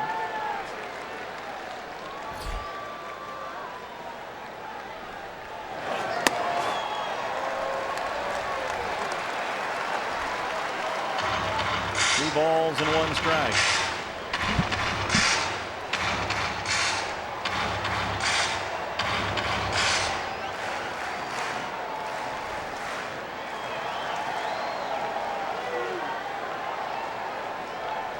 Rich Hill now a spectator.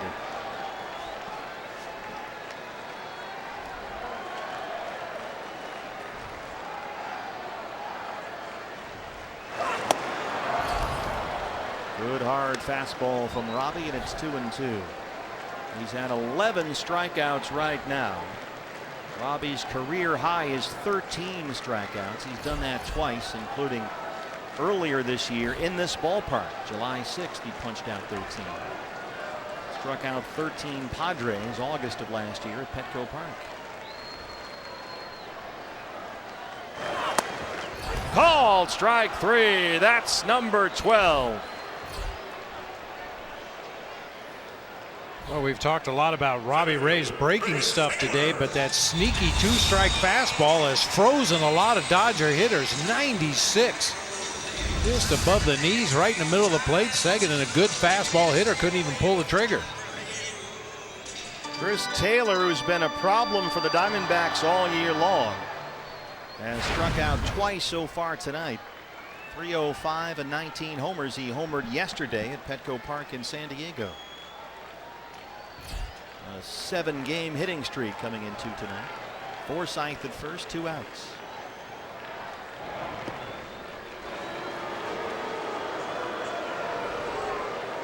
Taylor has been a .400 hitter against the D-backs this year.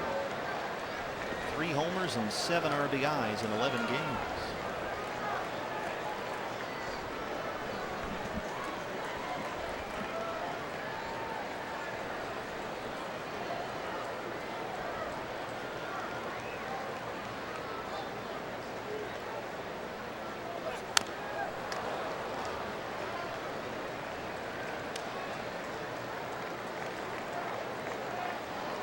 Figures break up a perfect game. It's the guy that doesn't try to drive the ball. Logan Forsythe just kind of bumps it into play. Doesn't really try to drive it into the gaps or out of the ballpark. Just get it through that infield somehow. And that time the little floater landed safely in center field. It's kind of the way he's hit all year. Only 18 extra base hits this season for Forsythe. Really disappointing offensive infield. 1-1 on Taylor.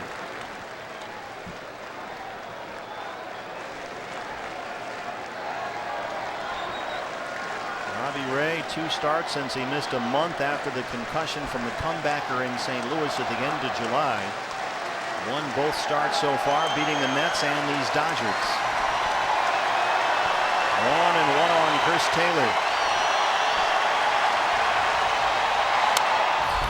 Out of play.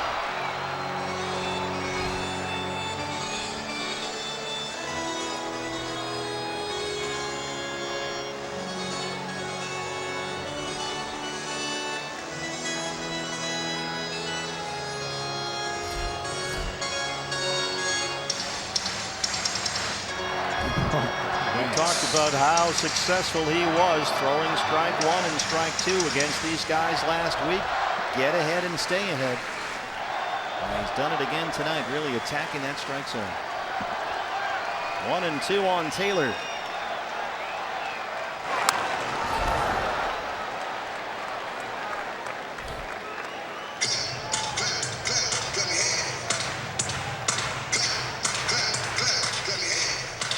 Turner Ward looking for some answers for his Dodger hitters against Robbie Ray. Chase Utley right there. I heard on a local sportscast last night they've taken to calling Chase Utley the Silver Fox here in LA. Well, getting up there a little bit, aren't we all? 1-2. Come on, Alfonso Martinez. Didn't like that fastball, and it's 2 balls and 2 strikes.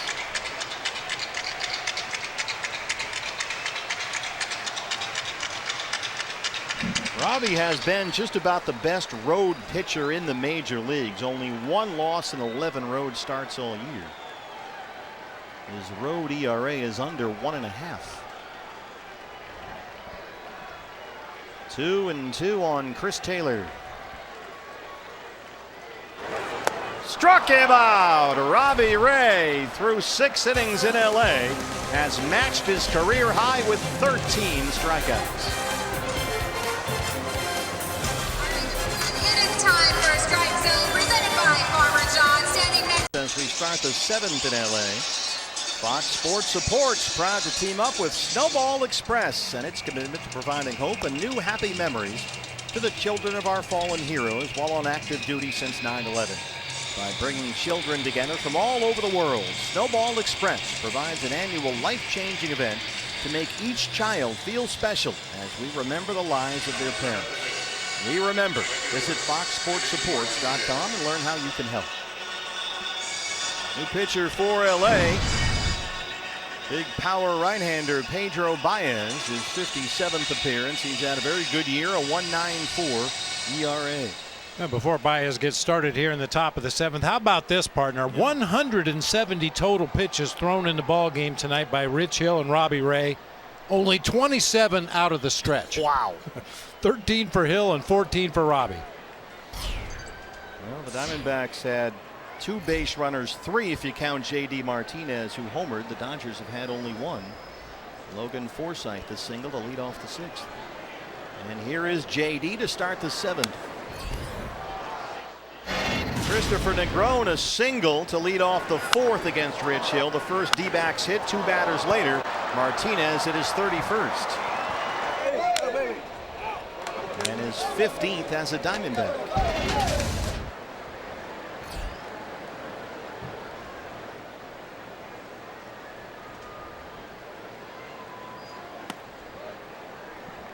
So JD is now, here's one. He scored a run in 8 consecutive games. Really? That tells you how things have been going for the Diamondbacks when the guy who hits in the middle of the order keeps coming around and scoring every night. That's how you get to 10 straight wins.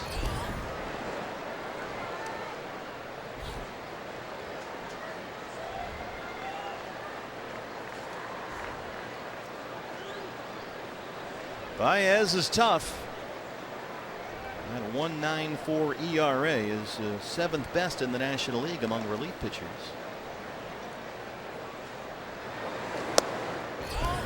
Fastball missed, and JD's ahead 3-1. Brandon Drury on deck.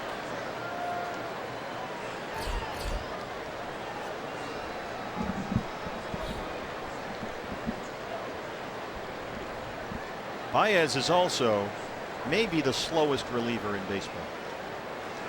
So we were zipping along at a nice pace there. We might bog things down a bit. Martinez hits it high in the air, deep right field, and that one is gone. JD, it stands for just dingers. That's number 32, and it's 3-0 Diamondbacks. His 2nd home run tonight, and that's 16 as a D-back. Gee, who's going to pick up the slack for Goldie being out of the lineup? Any suggestions? How about J.D. Martinez? Tape measure blast to left, and then this pitch on the outside corner. Not a bad pitch from Baez, but J.D. has tremendous plate coverage, gets the barrel on it, and hits it way out of here to right center. And the guy in the Gilgan hat caught it. Another jumbo jack off the bat of J.D. Here's Brandon Drury 0 for 2. Free jumbo jack, a jack in the box tomorrow with a purchase of a large drink. 3-0 Diamondbacks. Going for their 11th straight win.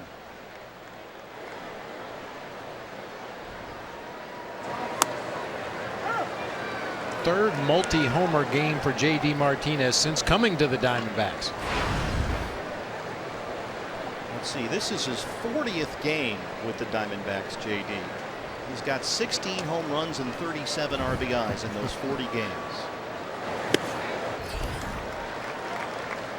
1-2 on Brandon.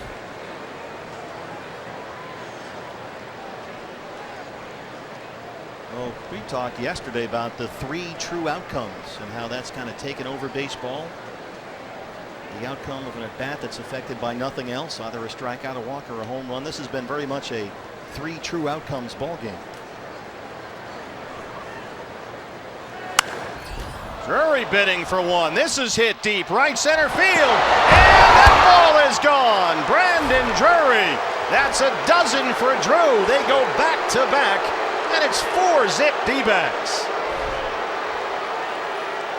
His second consecutive game with a home run. Brandon Drury.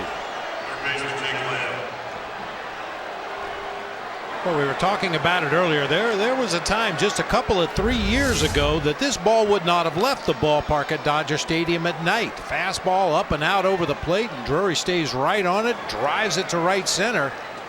That ball carried a long way. He just tomahawked that thing out of here. Fastball was way up, and there it goes. 3 home runs for the Diamondbacks. Here's Jake Lamb, who was walked and flied out. Shift is on for LA. So make it a 4-0 Diamondback lead, and another jumbo jack from Jack in the Box tomorrow. And after that home run landed over the fence in right center field, the Boo Birds were out here at Dodger Stadium. They're spoiled is all. This is the way it's been going for LA. And NL West lead is down to 13.5. They've lost 3 straight, 8 of their last 9. Back home after losing 6 of 7 on that road trip against the Diamondbacks and the Padres. 1-2. Yeah, the one game they won in San Diego was the start by Clayton Kershaw. Go figure. As he came off the DL. We will not see Kershaw in this series. Kershaw pitched Friday. Dodgers will have Hyunjin Ryu tomorrow night. Kenta Maeda on Wednesday. Lamb gets that in the air. Get down ball. Culberson's out there, and it dunks into left center. 3 straight hits open up the Diamondbacks' 7th against Pedro Baez. Hey fans, the D-backs are in a fight for postseason. Register now for your opportunity to buy D-backs postseason tickets online at dbacks.com/postseason.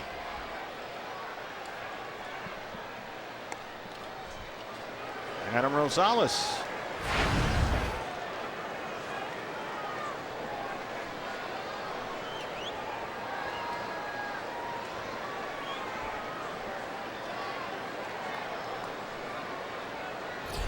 Bullpen, and there's plenty of them back there. Starts to get loose for the Diamondbacks.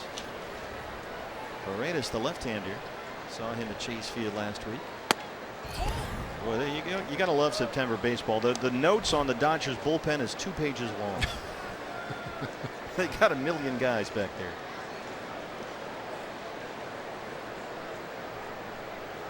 Dave Roberts, lots of options from which to choose. But no answers tonight, at least not against Robbie Ray.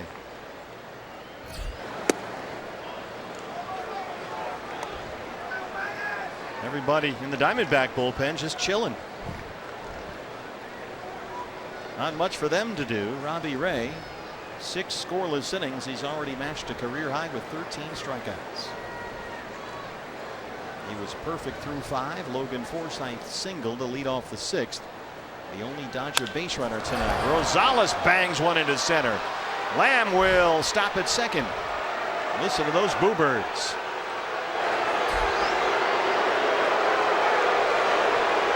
Catcher Chris Herman. You got the lefty Herman coming up. Paredes warming up. Dave Roberts has seen enough. Diamondbacks going for 11 straight. Lead it 4-0. Nobody out here in the 7th inning. Hey fans, anytime the D-backs score 5 runs or more, Taco Bell is giving away 3 free tacos with the purchase of a large drink between 4 and 6 the following day at participating locations. A wild night here in LA.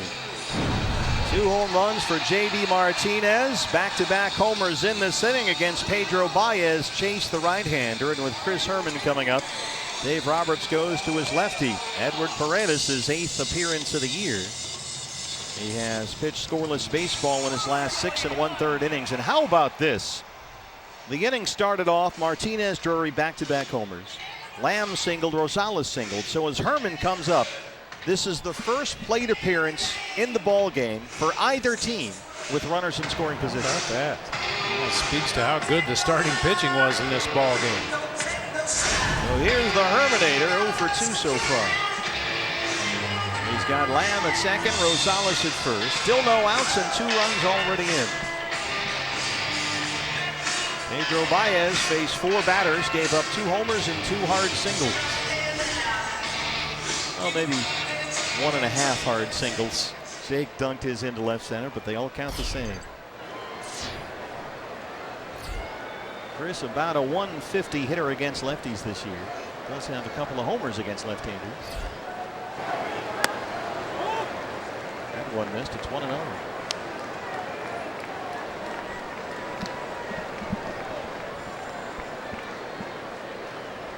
Chris walked twice in his start behind the plate in Saturday's win over the Rockies. Lamb at second, Rosales at first. Nobody out.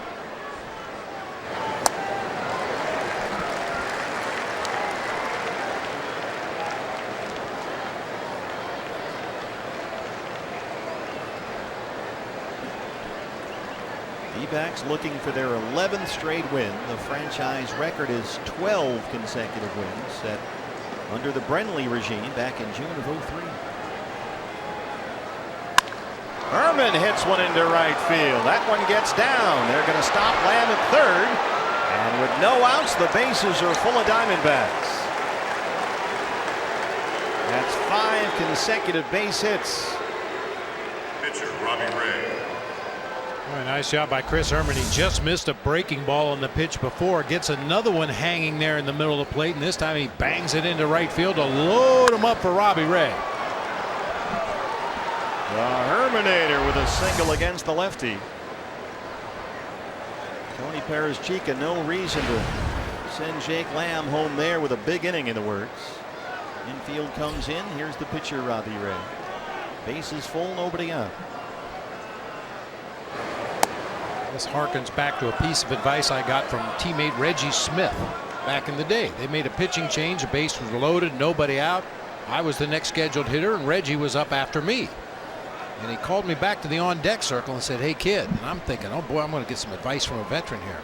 If you feel like you're going to hit into a double play, strike out. And he turned around and walked away. Sage advice. Boy, Reggie Smith was a great hitter. Oh, boy. He could rake from both sides. Played, hit a few home runs here in his day, back in those great Dodger teams of the mid to late 70s. 1-1 on the pitcher, Robbie Ray. Bases full, no outs. Infield in on the edge of the grass. Well, a strikeout here, that wouldn't be the worst thing ever. You'd have bases loaded, 1 out for the top of the order. Peralta on deck.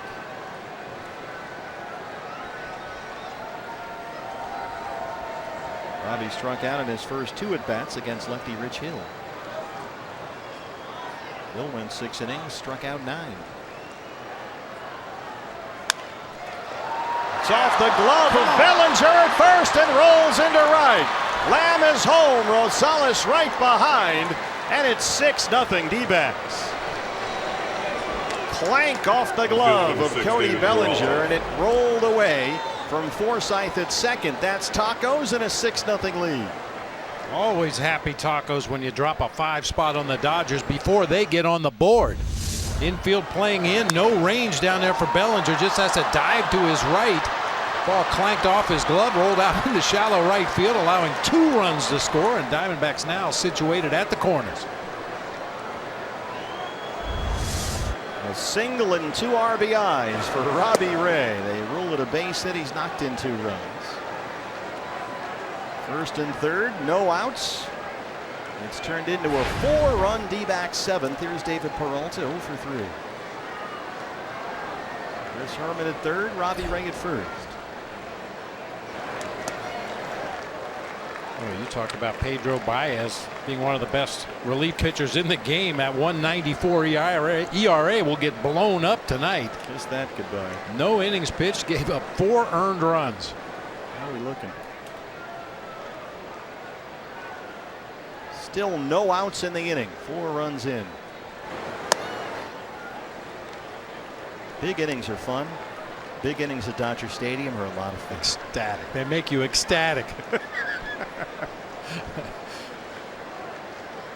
Well, don't stop now, boys. I mean, we could use some of that Coors Field advice here. Just keep adding on. These Dodgers have been known to come back.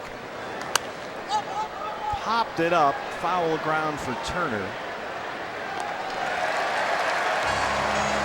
that is the first out in the 7th. Peralta 0 for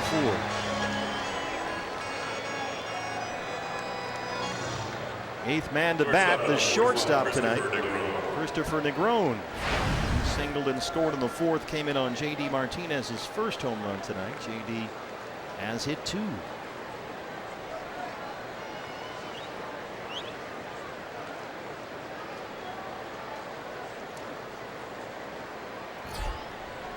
fact, it was Martinez's second home run tonight that led off this inning.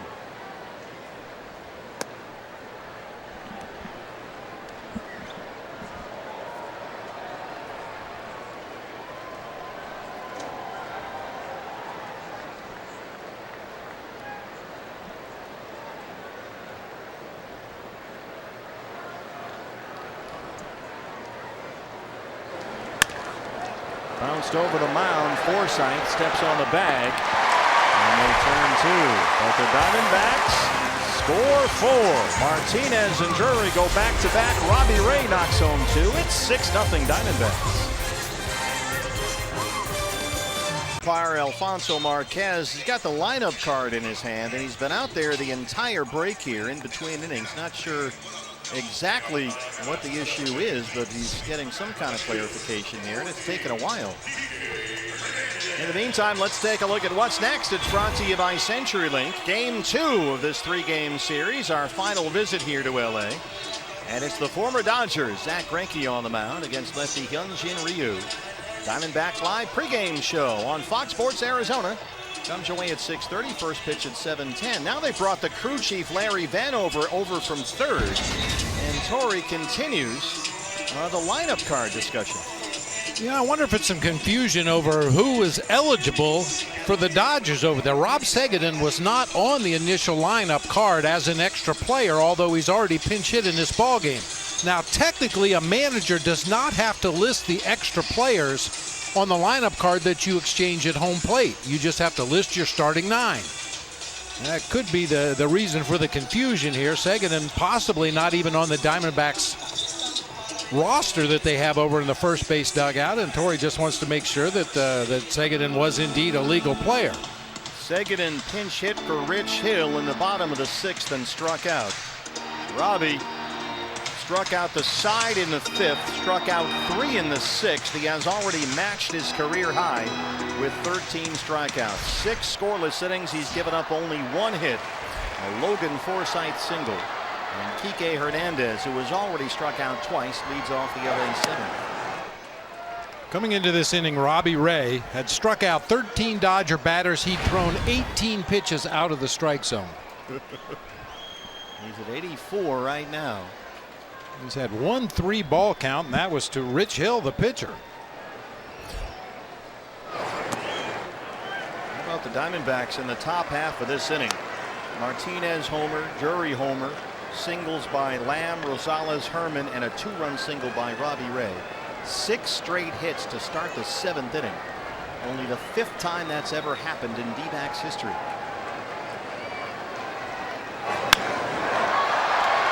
High in the air, right field, Martinez calling off play. The last time the Diamondbacks had 6 straight hits to start an inning was here at Dodger Stadium back in May of 2012. Is that what you would call linking at bats? Handing it off to the next guy. Playing downhill baseball. Yes, indeed. Winning moments. We've done it all here tonight. Turner 0 for 2. Second in the National League in hitting. He has grounded out, flied out.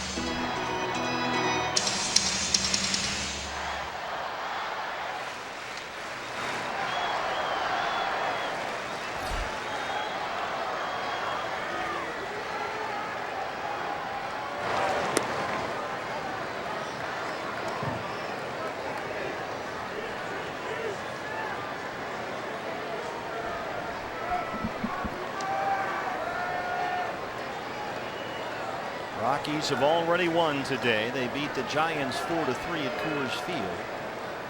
So the Diamondbacks wild card lead over Colorado right now sits at 6 games.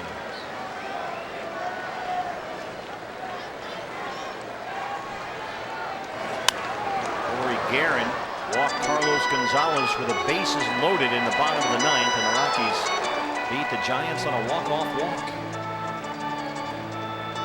Brewers dropped a game and a half behind Colorado. Billy Hamilton hit a walk-off homer for the Reds in Cincinnati. They beat Milwaukee 5-4. Cardinals are 3 games back. Carlos Martinez shut out the Padres today in San Diego. Fastball's a strike, and it's 1-2. Next strikeout for Robbie Ray in this moon over Los Angeles will be his 14th, a new career high.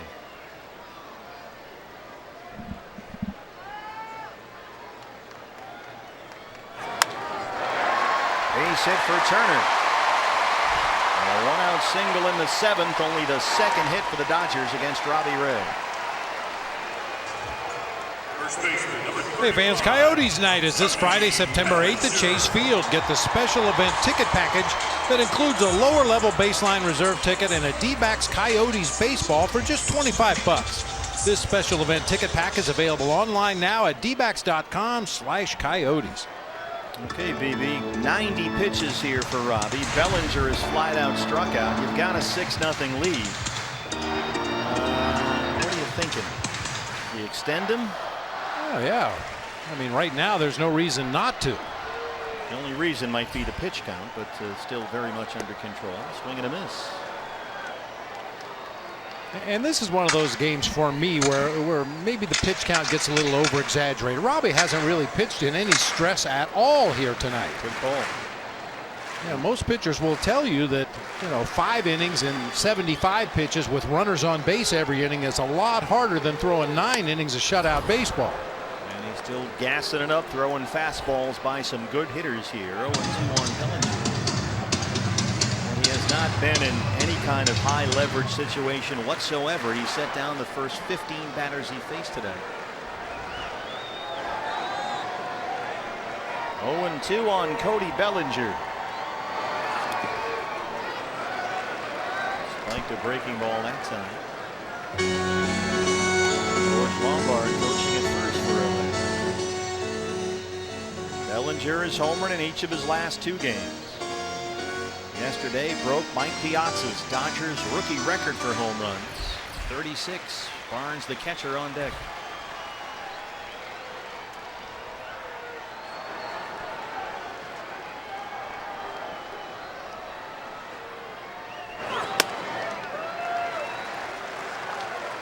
Really almost overthrew that breaking ball. Fell off the mound there, and it's 2-2.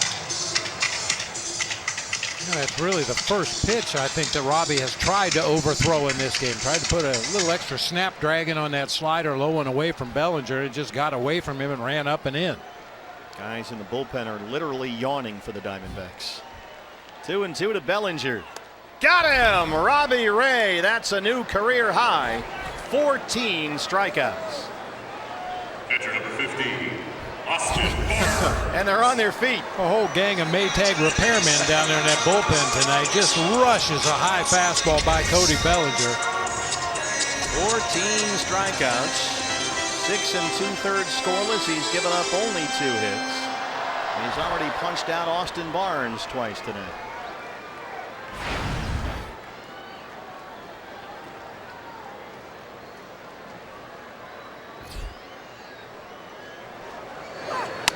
The last time Robbie Ray pitched in this ballpark earlier this year, July 6th, he struck out 13. And tonight on Labor Day, he's punched out 14 Dodgers.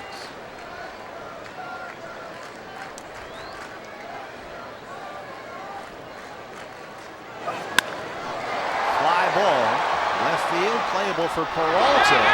He's waving off Pollock. Robbie Ray, 7 scoreless innings. He's given up only 2 hits. He's got 14 strikeouts. And Alfonso Marquez, the plate umpire, on the headsets with New York. apparently getting some feedback. And while we wait to find out what's going on, let's remind you fans, you can celebrate Hispanic Heritage Day, presented by Bud Light, Saturday, September 9th. First 20,000 fans with us for the D-backs game against the Padres, a 5:10 start. Get the Sugar Skull bobblehead, courtesy of Pepsi. Get your tickets now at dbacks.com. Well, whatever issue Torrey raised, he must have had a good point, because they had to talk to New York about it. We'll have to wait till after the game, try and find out. Yeah, they called in the crew chief, Larry Vanover, to try to settle the issue, and apparently that wasn't enough, so they got the headsets on between innings there, communicating with New York to try to get Torrey an answer for whatever his question might happen to be. New pitcher for the Dodgers, the right-hander Josh Fields, reinstated from the 10-day disabled list before the game tonight. He's been out with a lower back strain. This will be his 48th appearance. He's had a good year, a 2.68 ERA. Now, ideally for Torrey Lovullo in this inning, the Diamondbacks get down to the pitcher spot. Robbie's due up 7th this inning, and if you get down to that pitcher spot, chances are you put a couple more runs on the board, and at that point, I'm sure Torrey would pull the plug on Robbie and turn it over to the bullpen with a seemingly comfortable lead. He's pitched 7 scoreless innings with a new career high 14 strikeouts and given up only 2 hits, both singles. And he's mixed them up well. Eight of the 14 strikeouts came on fastballs, 5 on sliders, and 1 on a curveball. A.J. Pollock leads off the Arizona 8th. He's 0 for 3. A.J. with a 5-game hit streak on the line.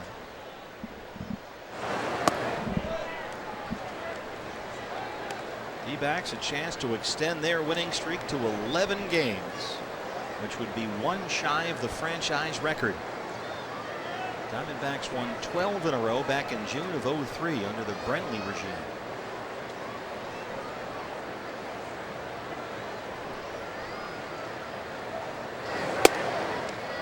Two balls and 1 strike on A.J. Pollock.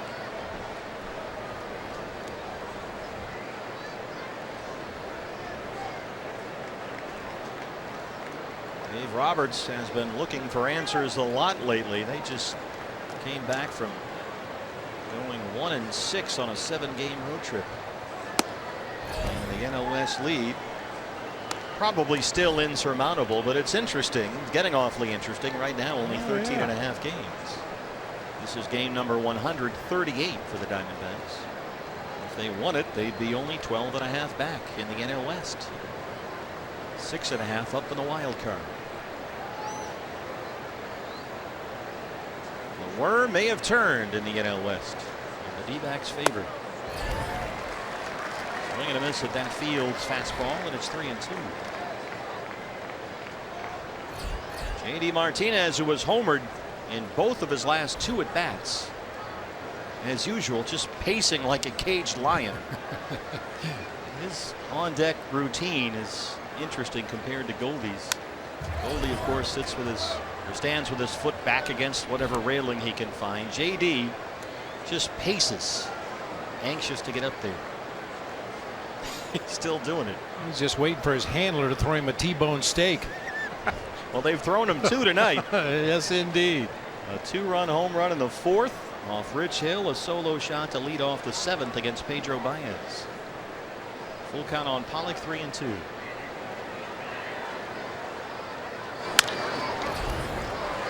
Culberson, long throw from shortstop, and they retire A.J. to start the game.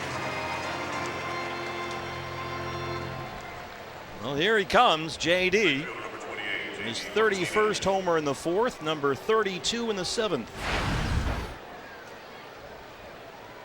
Now with 16 home runs in 40 games as a Diamondback.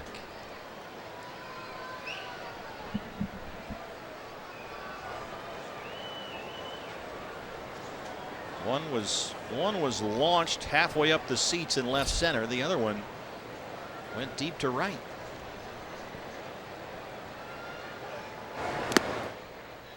Let's start in the 4th inning. Scoreless game. Negron on first. There goes a 2-run homer, and it's 2-0. And then against Baez to start the 7th, he goes the other way.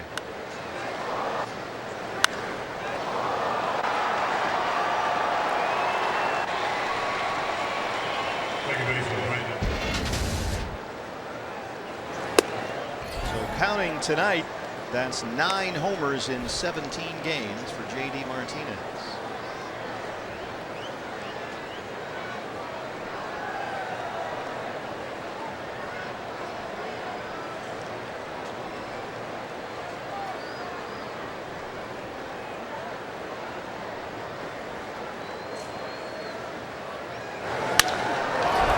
Fly ball, right field. There it goes. J.D. Martinez. That's his 3rd home run in 3 at-bats. And it's 7-0 D-backs. Tell me one more time, who's going to pick up the slack with Goldie out of the lineup? That will be J.D., which tonight stands for just dingers. Man, did he club that ball. Out to right center. Wow. Man, stay hot. Oh, boy. Boy, Right. center cut fastball for J.D. Barrels it up to center field. Chris Taylor gave it a cursory run over to the warning track, but that ball was way out of here. Second career 3-homer game for J.D. Here's Brandon Drury. He and J.D. went back-to-back with home runs in the 7th. Brandon's 12th of the year.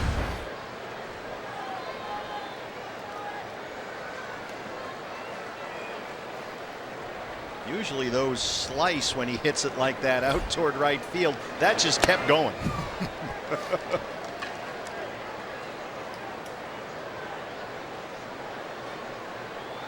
I'll tell you, it's just amazing to me how big and strong and the uppercut swing that these guys take nowadays. You're seeing home runs fly up above the aisleway out there in the pavilions. We saw Ketel Marte nearly hit one out of Dodger Stadium last time we were here. Back in my playing days, every home run landed between the fence and the bleachers. There's a little tapper to first for Bellinger. Well, as we said earlier, it's a very humid, muggy night in Los Angeles, and there's very little wind to speak of at all here. Baseman number 22, Jake Lamb. Here's Jake Lamb. Yeah, people that were sitting in the bleachers and wanted to catch a home run ball, they had to run down the aisle to get in the front row and reach over toward the fence to make a catch on a home run ball. Tonight they've got to hit the aisle and run back.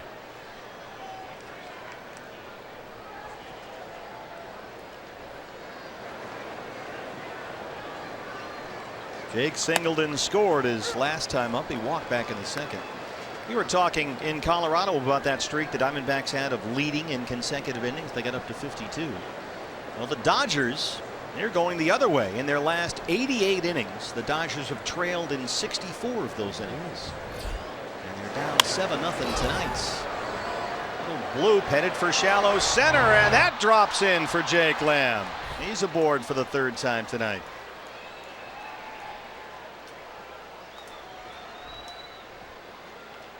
A little sheepish grin from Jake Lamb right there. Until he starts barreling him up and driving the ball again, you'll definitely take those. Dodgers playing deep in the outfield against Jake, respecting his power, and Chris Taylor just couldn't catch up to that one. Rosales Singleton scored his last time up, hit the ball hard into center off Pedro Baez. D-backs now with 7 runs on 10 hits. Dodgers no runs on 2 hits.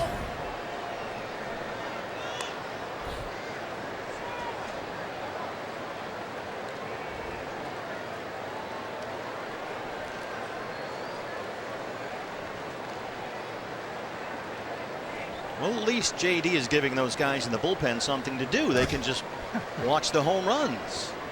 Robbie Ray has been brilliant here tonight. Been a quiet night out there.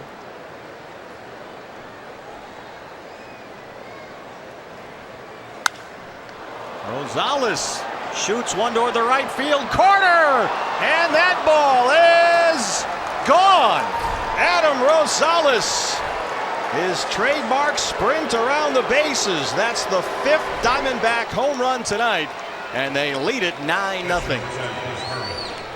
He just sort of sliced it around that foul pole. That's the Dodgers version of the pesky pole down there in the right field corner, that low fence. Ball slicing all the way off the bat of Adam Rosales down that right field line. It was just a question of fair or foul, and it just does sneak inside the pole about 2 rows back. Well, as you said earlier, don't stop now. Don't stop now. That's the 7th for Rosie. 9-0. Here's Herman, who singled his last time. And we showed you the shot of the bullpen. Nobody's warming up. Robbie Ray's in the on-deck circle, so even my theory about getting down to the pitcher spot here in the 8th inning and pulling the plug, that looks like it's going by the wayside. Well, they can't warm up. They're all sleeping back there.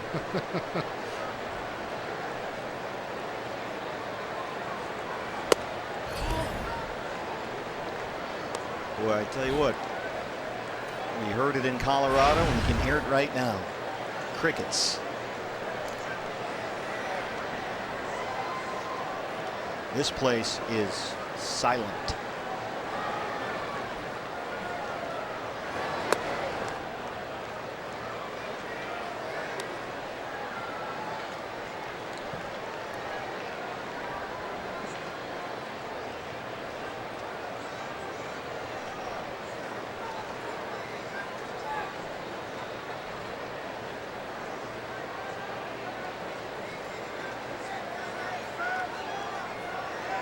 Two and one on the Herminator.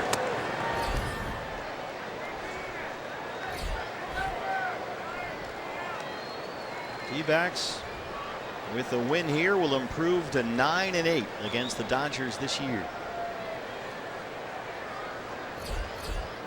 And you want to talk about a team, we've mentioned this before, that will give this Dodger ball club a hard time in a short postseason series. It's the Arizona Diamondbacks.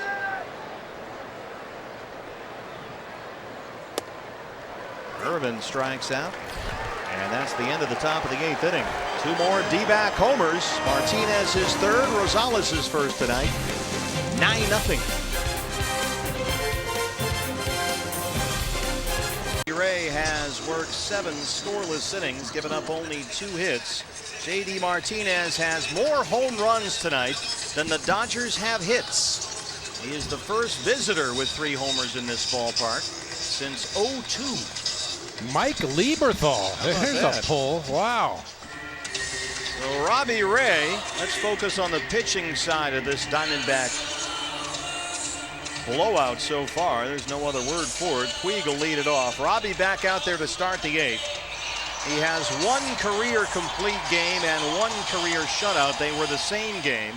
That was earlier this year, May 30th at Pittsburgh.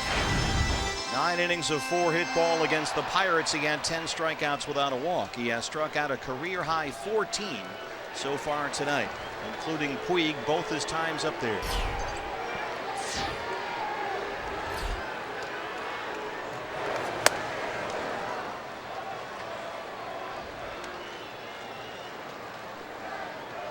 As impressive as the Diamondbacks offensive performance has been, led by JD Martinez, Robbie Ray has been perhaps even more impressive tonight. Fly ball along the right field line, long run. JD tracks it down, 1 out. You know, I said this about JD Martinez shortly after he was traded to the Diamondbacks. I had always heard he was a subpar defender in right field. I don't think that's the case. I think he's just a little slow-footed. He just doesn't run fast, but he takes good lines to the ball. For me, he's gotten to everything he should. He did lose a ball in the lights yesterday or 2 days ago at Coors Field, a little humpback line drive, but other than that, he's handled everything that's come his way. Logan Forsythe broke up the perfect game to lead off the 6th inning with a single, one of only 2 Dodger hits tonight. Now, if you're thinking Robbie Ray shutout, as we mentioned, he's got only 1 in his career earlier this year, May 30th. His high pitch count for the season came against the Rockies at Chase Field back on June 30th. He threw 122 pitches in that game. He's at 100 right now. 77 for strikes. And Forsythe has his 2nd hit tonight. He'll stop at first, a 1-out single.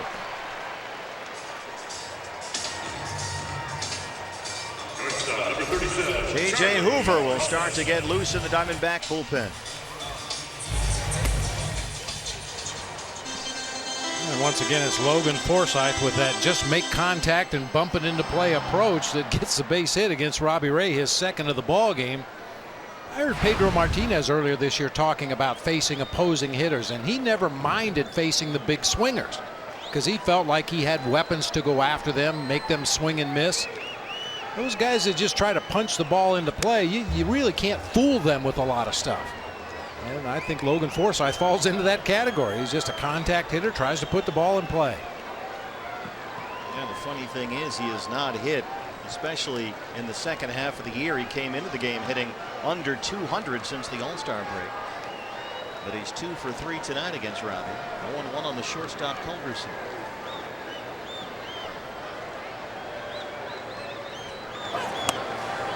Justin Turner, who we just saw, has the other LA hit tonight.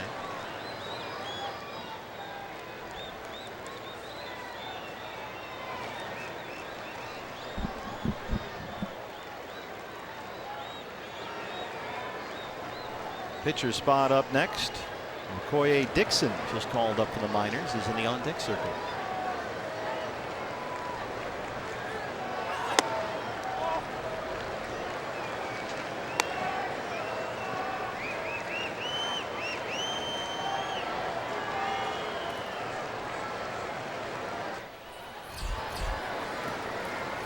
Bullpen's been busy all night for the Dodgers. Wilmer Font, the right-hander.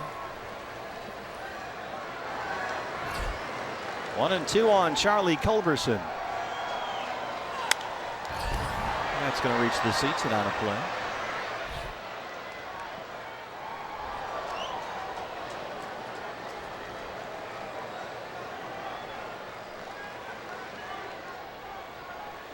There's Dixon.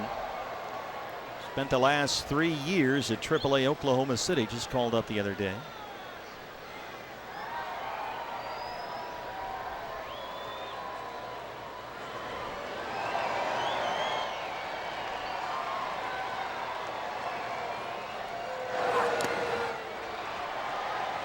Robbie Ray, with this win tonight, if they can close it out, will improve to 3-0 in 5 starts against the Dodgers this year.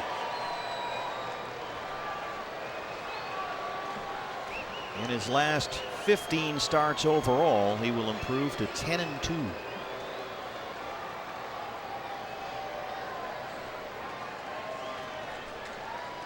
Two and 2 on Charlie Culberson.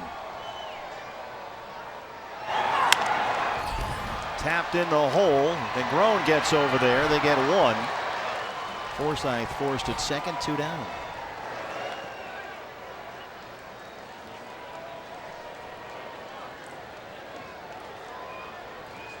So here is Okoye Dixon. Number 67, Okoye Dixon. Dixon 0 for 4 to start his major league career. Torey Lovullo is going to make the move right here. He just pointed to the bullpen. Robbie Ray has been sensational tonight. 7 2/3 scoreless, a career high 14 strikeouts, only 3 hits allowed, all singles. Robbie Ray, simply sensational. We take a break from Los Angeles. Diamondbacks lead the Dodgers 9-0. A start tonight by Robbie Ray. He keeps getting better and better against these Dodgers. Our Chaz Roberts air conditioning and plumbing cool plays of the game. Robbie tonight 7 2/3 scoreless, gave up only 3 hits, didn't walk a batter, and struck out a career high 14. Didn't walk a batter, just hammered away at that strike zone. Quality pitcher strikes all night long. 19 of 26 first pitch strikes. He threw 82 strikes and only 25 balls. That's how you get it done. Nice going, Robbie Ray. J.J. Hoover, the new pitcher. Okoye Dixon, the pinch hitter for the Dodgers. 0 for 4 to start his major league career. His first big league look at the age of 27.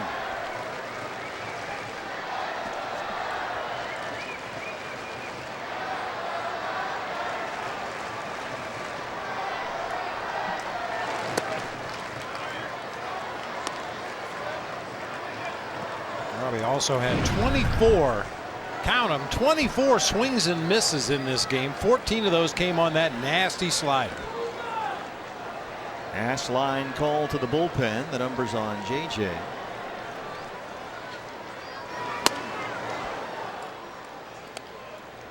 Dixon played this year at AAA Oklahoma City. He's played there the last 3 seasons. Hit only .246 in the Coast League this year. Did have 24 homers.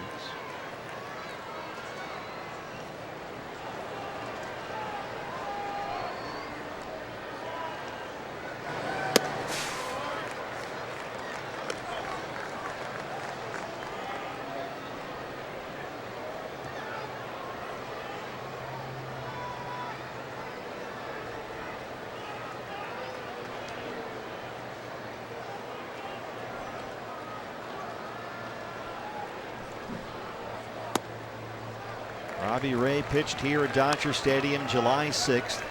Gave up 1 run, 6 innings, had 13 strikeouts. Tonight on Labor Day, 7 2/3 scoreless, had 14 strikeouts. He has become the Dodger killer. And he will move to 3-0 in 5 starts versus Los Angeles this year.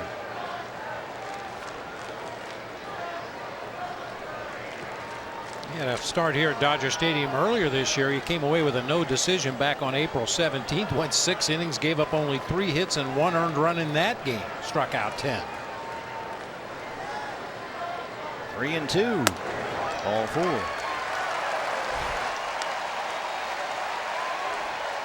First walk issued by Diamondback pitching tonight. Here comes the leadoff man, Chris Taylor. Number 3, Chris Taylor. Taylor struck out all 3 times he faced Robbie Ray.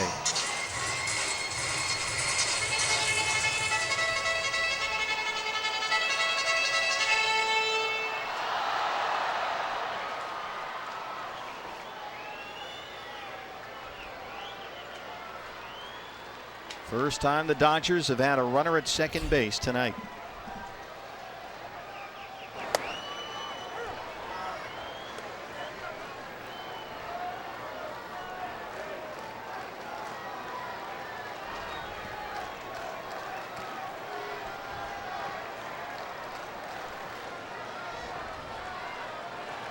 They're leaving early.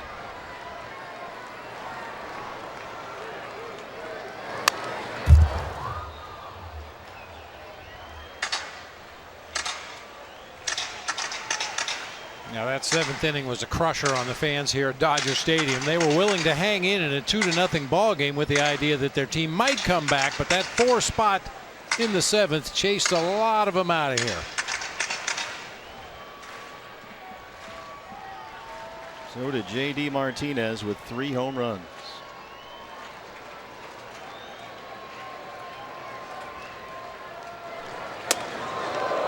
Robbie Ray, the first pitcher in Major League history with 4 games against the Dodgers, all with at least 10 strikeouts. He punched out 14, a new career high, and the most by a D-backs pitcher since Randy Johnson had 15 against L.A. back in August of 2004.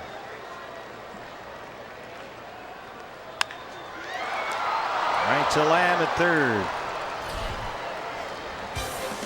We head to the 9th inning.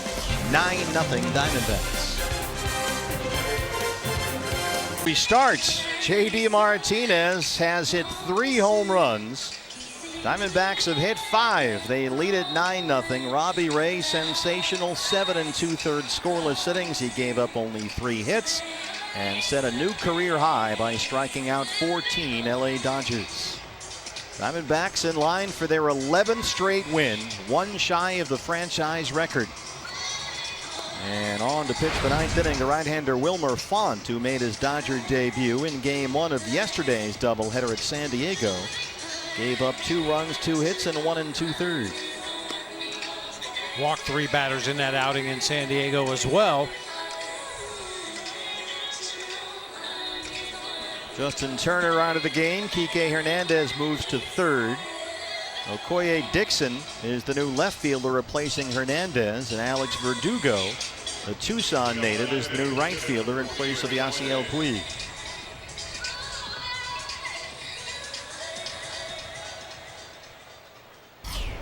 Ray Fuentes will hit for J.J. Hoover. Pitcher spot, leads off the D-backs 9th.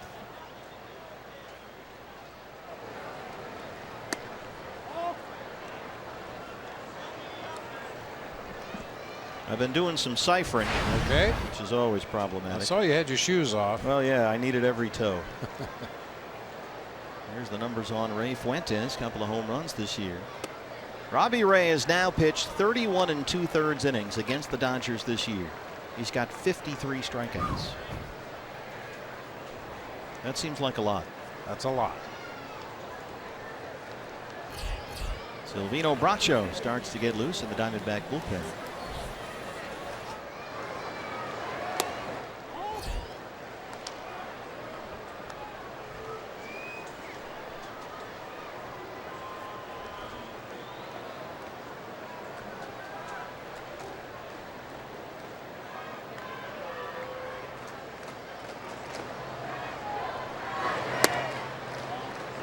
Ray had a couple of hits in the series sweep at Coors Field. 3 for 10 as a pinch hitter this year, including a home run.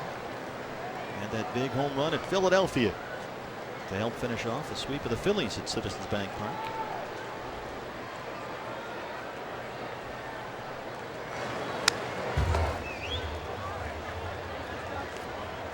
Well, the thing about J.D. Martinez tonight, his 3 home runs have all come in his last 3 plate appearances. He homered in the 4th, the 7th, and the 8th. Last Diamondback to homer in 3 straight plate appearances in the same game. Damian Easley back in 06. That was at Atlanta. J.D. now with 33 home runs on the year. 17 as a Diamondback. Damian Easley was another guy the Tigers cut loose. Whoops. Yeah, just keep watching the waiver wire. Ray Fuentes works a leadoff walk. You mentioned the walks that Font issued the other day in San Diego. Number 6, David Peralta. Maybe we'll see if JD can get another at bat. David Peralta 0 for 4 tonight.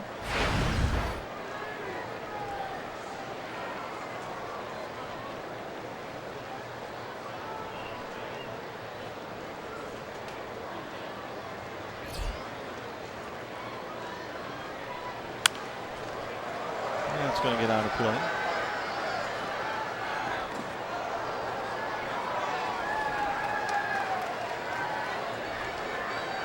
Rockies won today. They beat the Giants 4-3 at Coors Field. Carlos Gonzalez a walk-off walk against Giants reliever Corey Guerin. So the Diamondbacks will still be 6.5 up ahead of Colorado in the wild card spot. Hernandez at third. That's the first out of the night.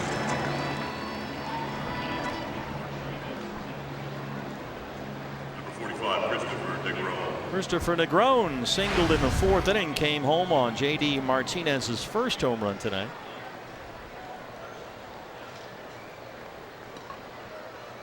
So the D-backs are about to win, fingers crossed. Rockies have won. Milwaukee lost at Cincinnati 5-4. The Reds' Billy Hamilton hit a walk-off home run. So the Brewers drop a game and a half behind Colorado. Cardinals 3 back of a wild card spot. St. Louis won at San Diego today. Carlos Martinez pitched a 3-hit shutout. He struck out 10 Padres.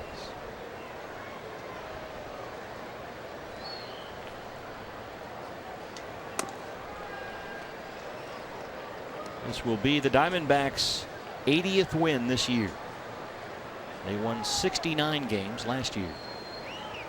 They will improve to 22 games over 500.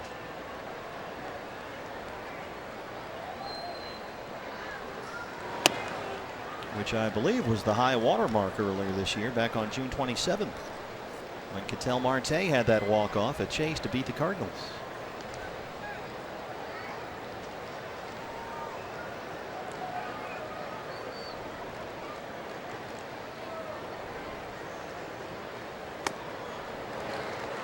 Two and 2 on Negron.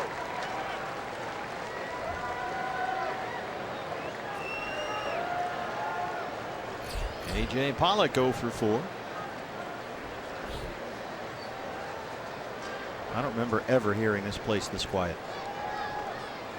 It is remarkably still here right now. For what the Dodger fans have been able to come out here to Dodger Stadium and see this season, this is probably a little bit of a shock to the system. You better believe it. And the Dodgers have played tremendous ball here at Dodger Stadium this year. There were a lot fewer yellow seats when we started. Dodgers are 52-16 here at Dodger Stadium this year. Negron shoots it down the right field line. Fuentes will stop at third. Second hit tonight for Christopher. A one-out double.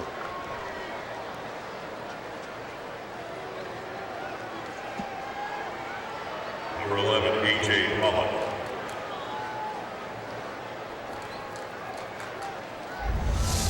Right down that first base stripe. Fastball down the middle of the plate. Negron with a defensive swing, a little bit tardy, but shoots it fair down into that right field corner for a one-out double. I want to see J.D. Martinez get one more at bat. I think that's why the people that have stayed here at Dodger Stadium are still here. Here's A.J. who's 0 for 4. Martinez on deck. Second and third, one out. A.J. hits it by Hernandez at third. This will get Fuentes home. They're waving Negron. There's no throw, and it's 11-0 Diamondbacks. 11 runs. How about 11 straight wins? And here comes J.D. Martinez, who has homered in his last 3 at-bats. In the 4th off Rich Hill. And then in the 7th off Pedro Baez. And then in the 8th off Fields. 3 homers, 3 pitchers. Can he homer in 4 consecutive at-bats?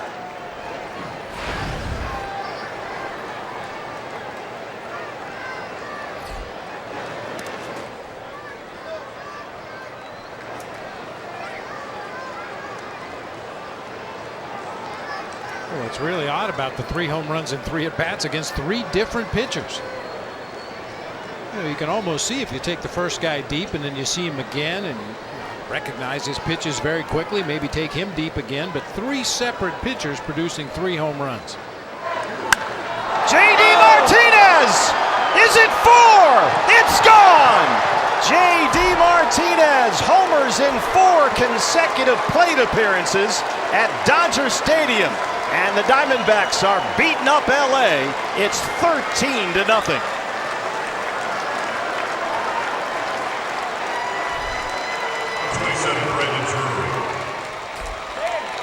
Have a night. Wow. Have him slip somebody else's jersey on and go back up there again. How are they going to make up for the loss of Goldie? Just have J.D. Martinez come up every other inning. That's a cement mixer slider that works right down in his happy zone, and he golfs it out of here once again to left field. 4 consecutive plate appearances, 4 home runs against 4 different pitchers.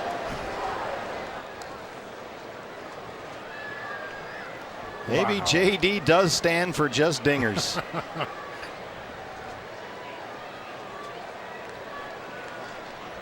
Diamondbacks on their way to an 11th consecutive win. They've scored 13 runs.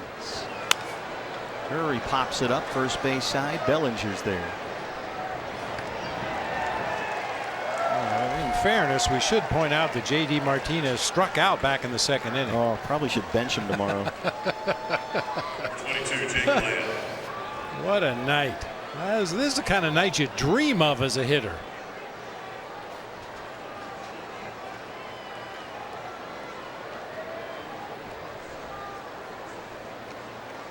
They'll put the shift on for Jake Lamb. Jake is walking 2 singles tonight. He scored twice.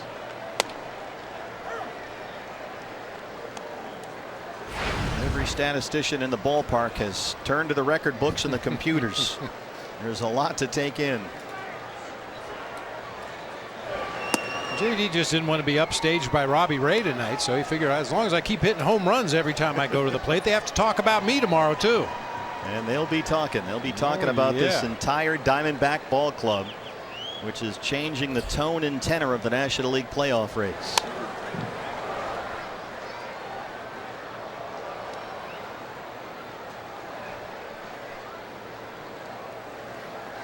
in the National League and in the major leagues. The last player with 4 home runs in a game, Scooter Gennett, earlier this year. For Cincinnati, that was in June. He hit 4 home runs. Prior to that, the previous guy to do it was Josh Hamilton of the Texas Rangers back in 2012.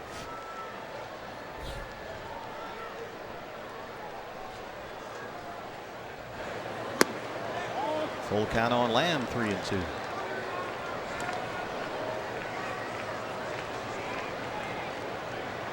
Robbie Ray has struck out 14 Dodgers. J.D. Martinez has hit 4 home runs.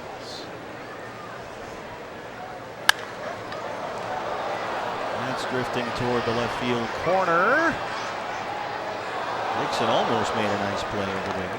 J.D. Martinez tonight has more home runs than the Dodgers have hits.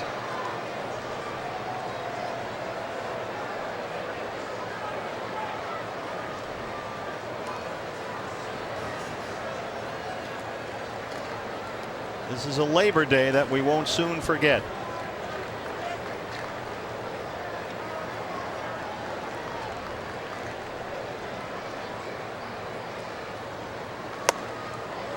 Jake Lamb strikes out. J.D. Martinez, 4 homers in 4 plate appearances against 4 different pitchers. Checked and confirmed the first player in history with a 4-homer game at Dodger Stadium. It is the 3rd 4-homer game versus 4 different pitchers in history. J.D. tonight, Joe Adcock for the 1954 Milwaukee Braves, and Gil Hodges in 1950 for the Brooklyn Dodgers. 4 home runs in 4 consecutive plate appearances against 4 different pitchers. Just remarkable. And you just get the feeling if he had another at bat and another at bat, he'd go deep again. Absolutely just right. One of those nights he is right on everything. Silvino Bracho on to clean up the 9th inning. Kike Hernandez will lead it off. J.D. Martinez with more home runs tonight than the Dodgers have hits. Ray Fuentes is out there now. I think he's in right field, right, guys? Yeah. So that's it for J.D.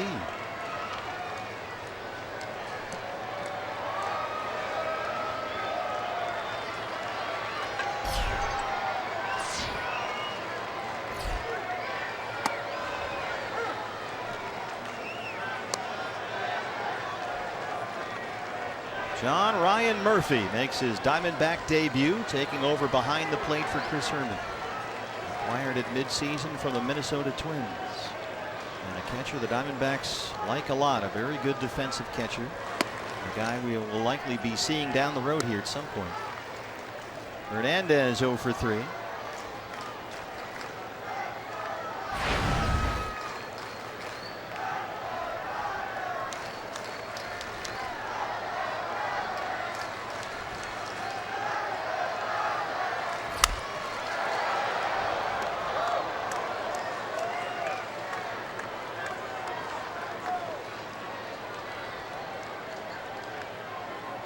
This is J.D. Martinez's, I should say was, J.D. Martinez's 40th game with the Diamondbacks since he was acquired from the Detroit Tigers.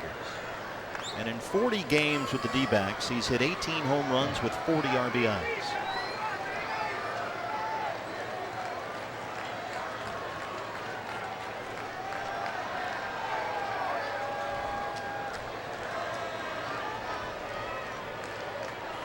One and 2 on Hernandez.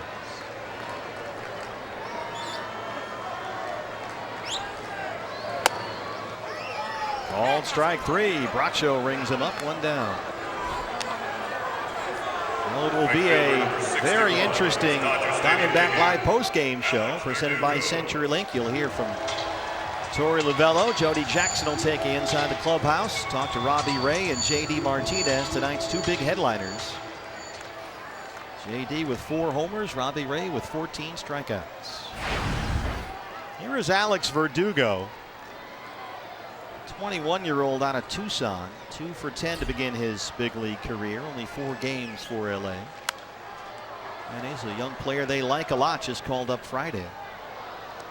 Second-round pick out of Saguaro High School in Tucson by the Dodgers back in 2014. And a big year at AAA Oklahoma City, hit .314 there.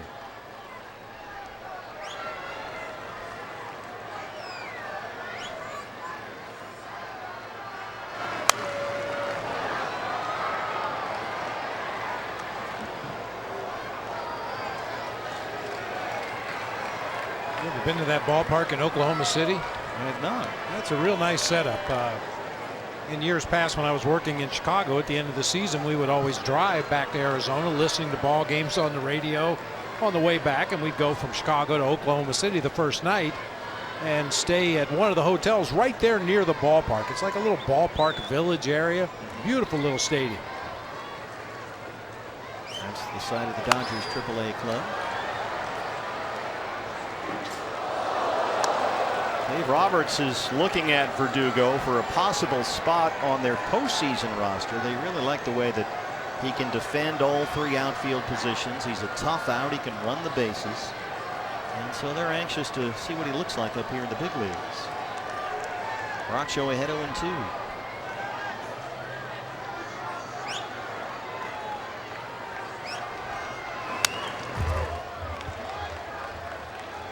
Verdugo, another one of these young players that doesn't appear to cut down on his swing with 2 strikes. He's still trying to whirly bird. D-backs with 4 runs in the 7th, 3 in the 8th, and 4 in the 9th.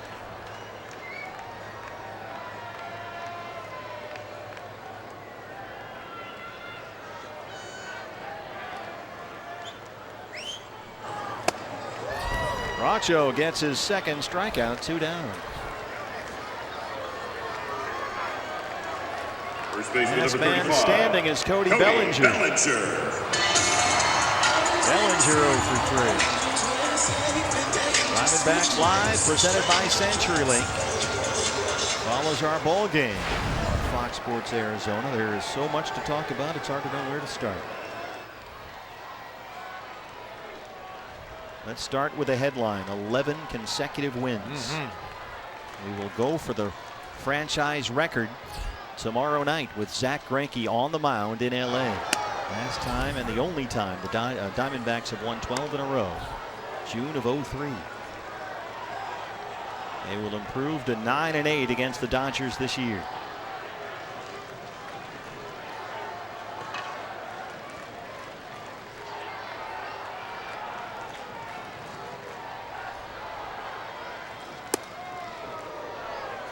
Fastball under the whiskers there, and it's 1-1. Robbie Ray, sensational, 7 2/3 scoreless, a career high 14 strikeouts. Greinke gets the ball tomorrow against Hyunjin Ryu.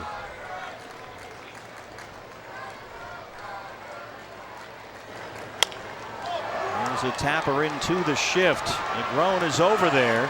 And the Diamondbacks have won 11 straight ball games. They beat the Dodgers 13-0.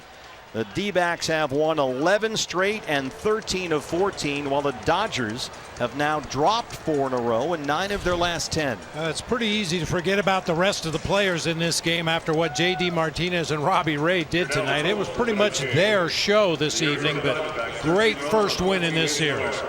J.D. Martinez, 4 home runs in 4 straight plate appearances against 4 different pitchers. Robbie Ray, a career high 14 strikeouts. The Diamondbacks have won 11 straight. They win the opener here 13-0. Stay tuned. Next, it's D-backs Live, presented by CenturyLink. All you want to know and hear on this big D-back win in LA. 13-0. How's 11 straight wins sound?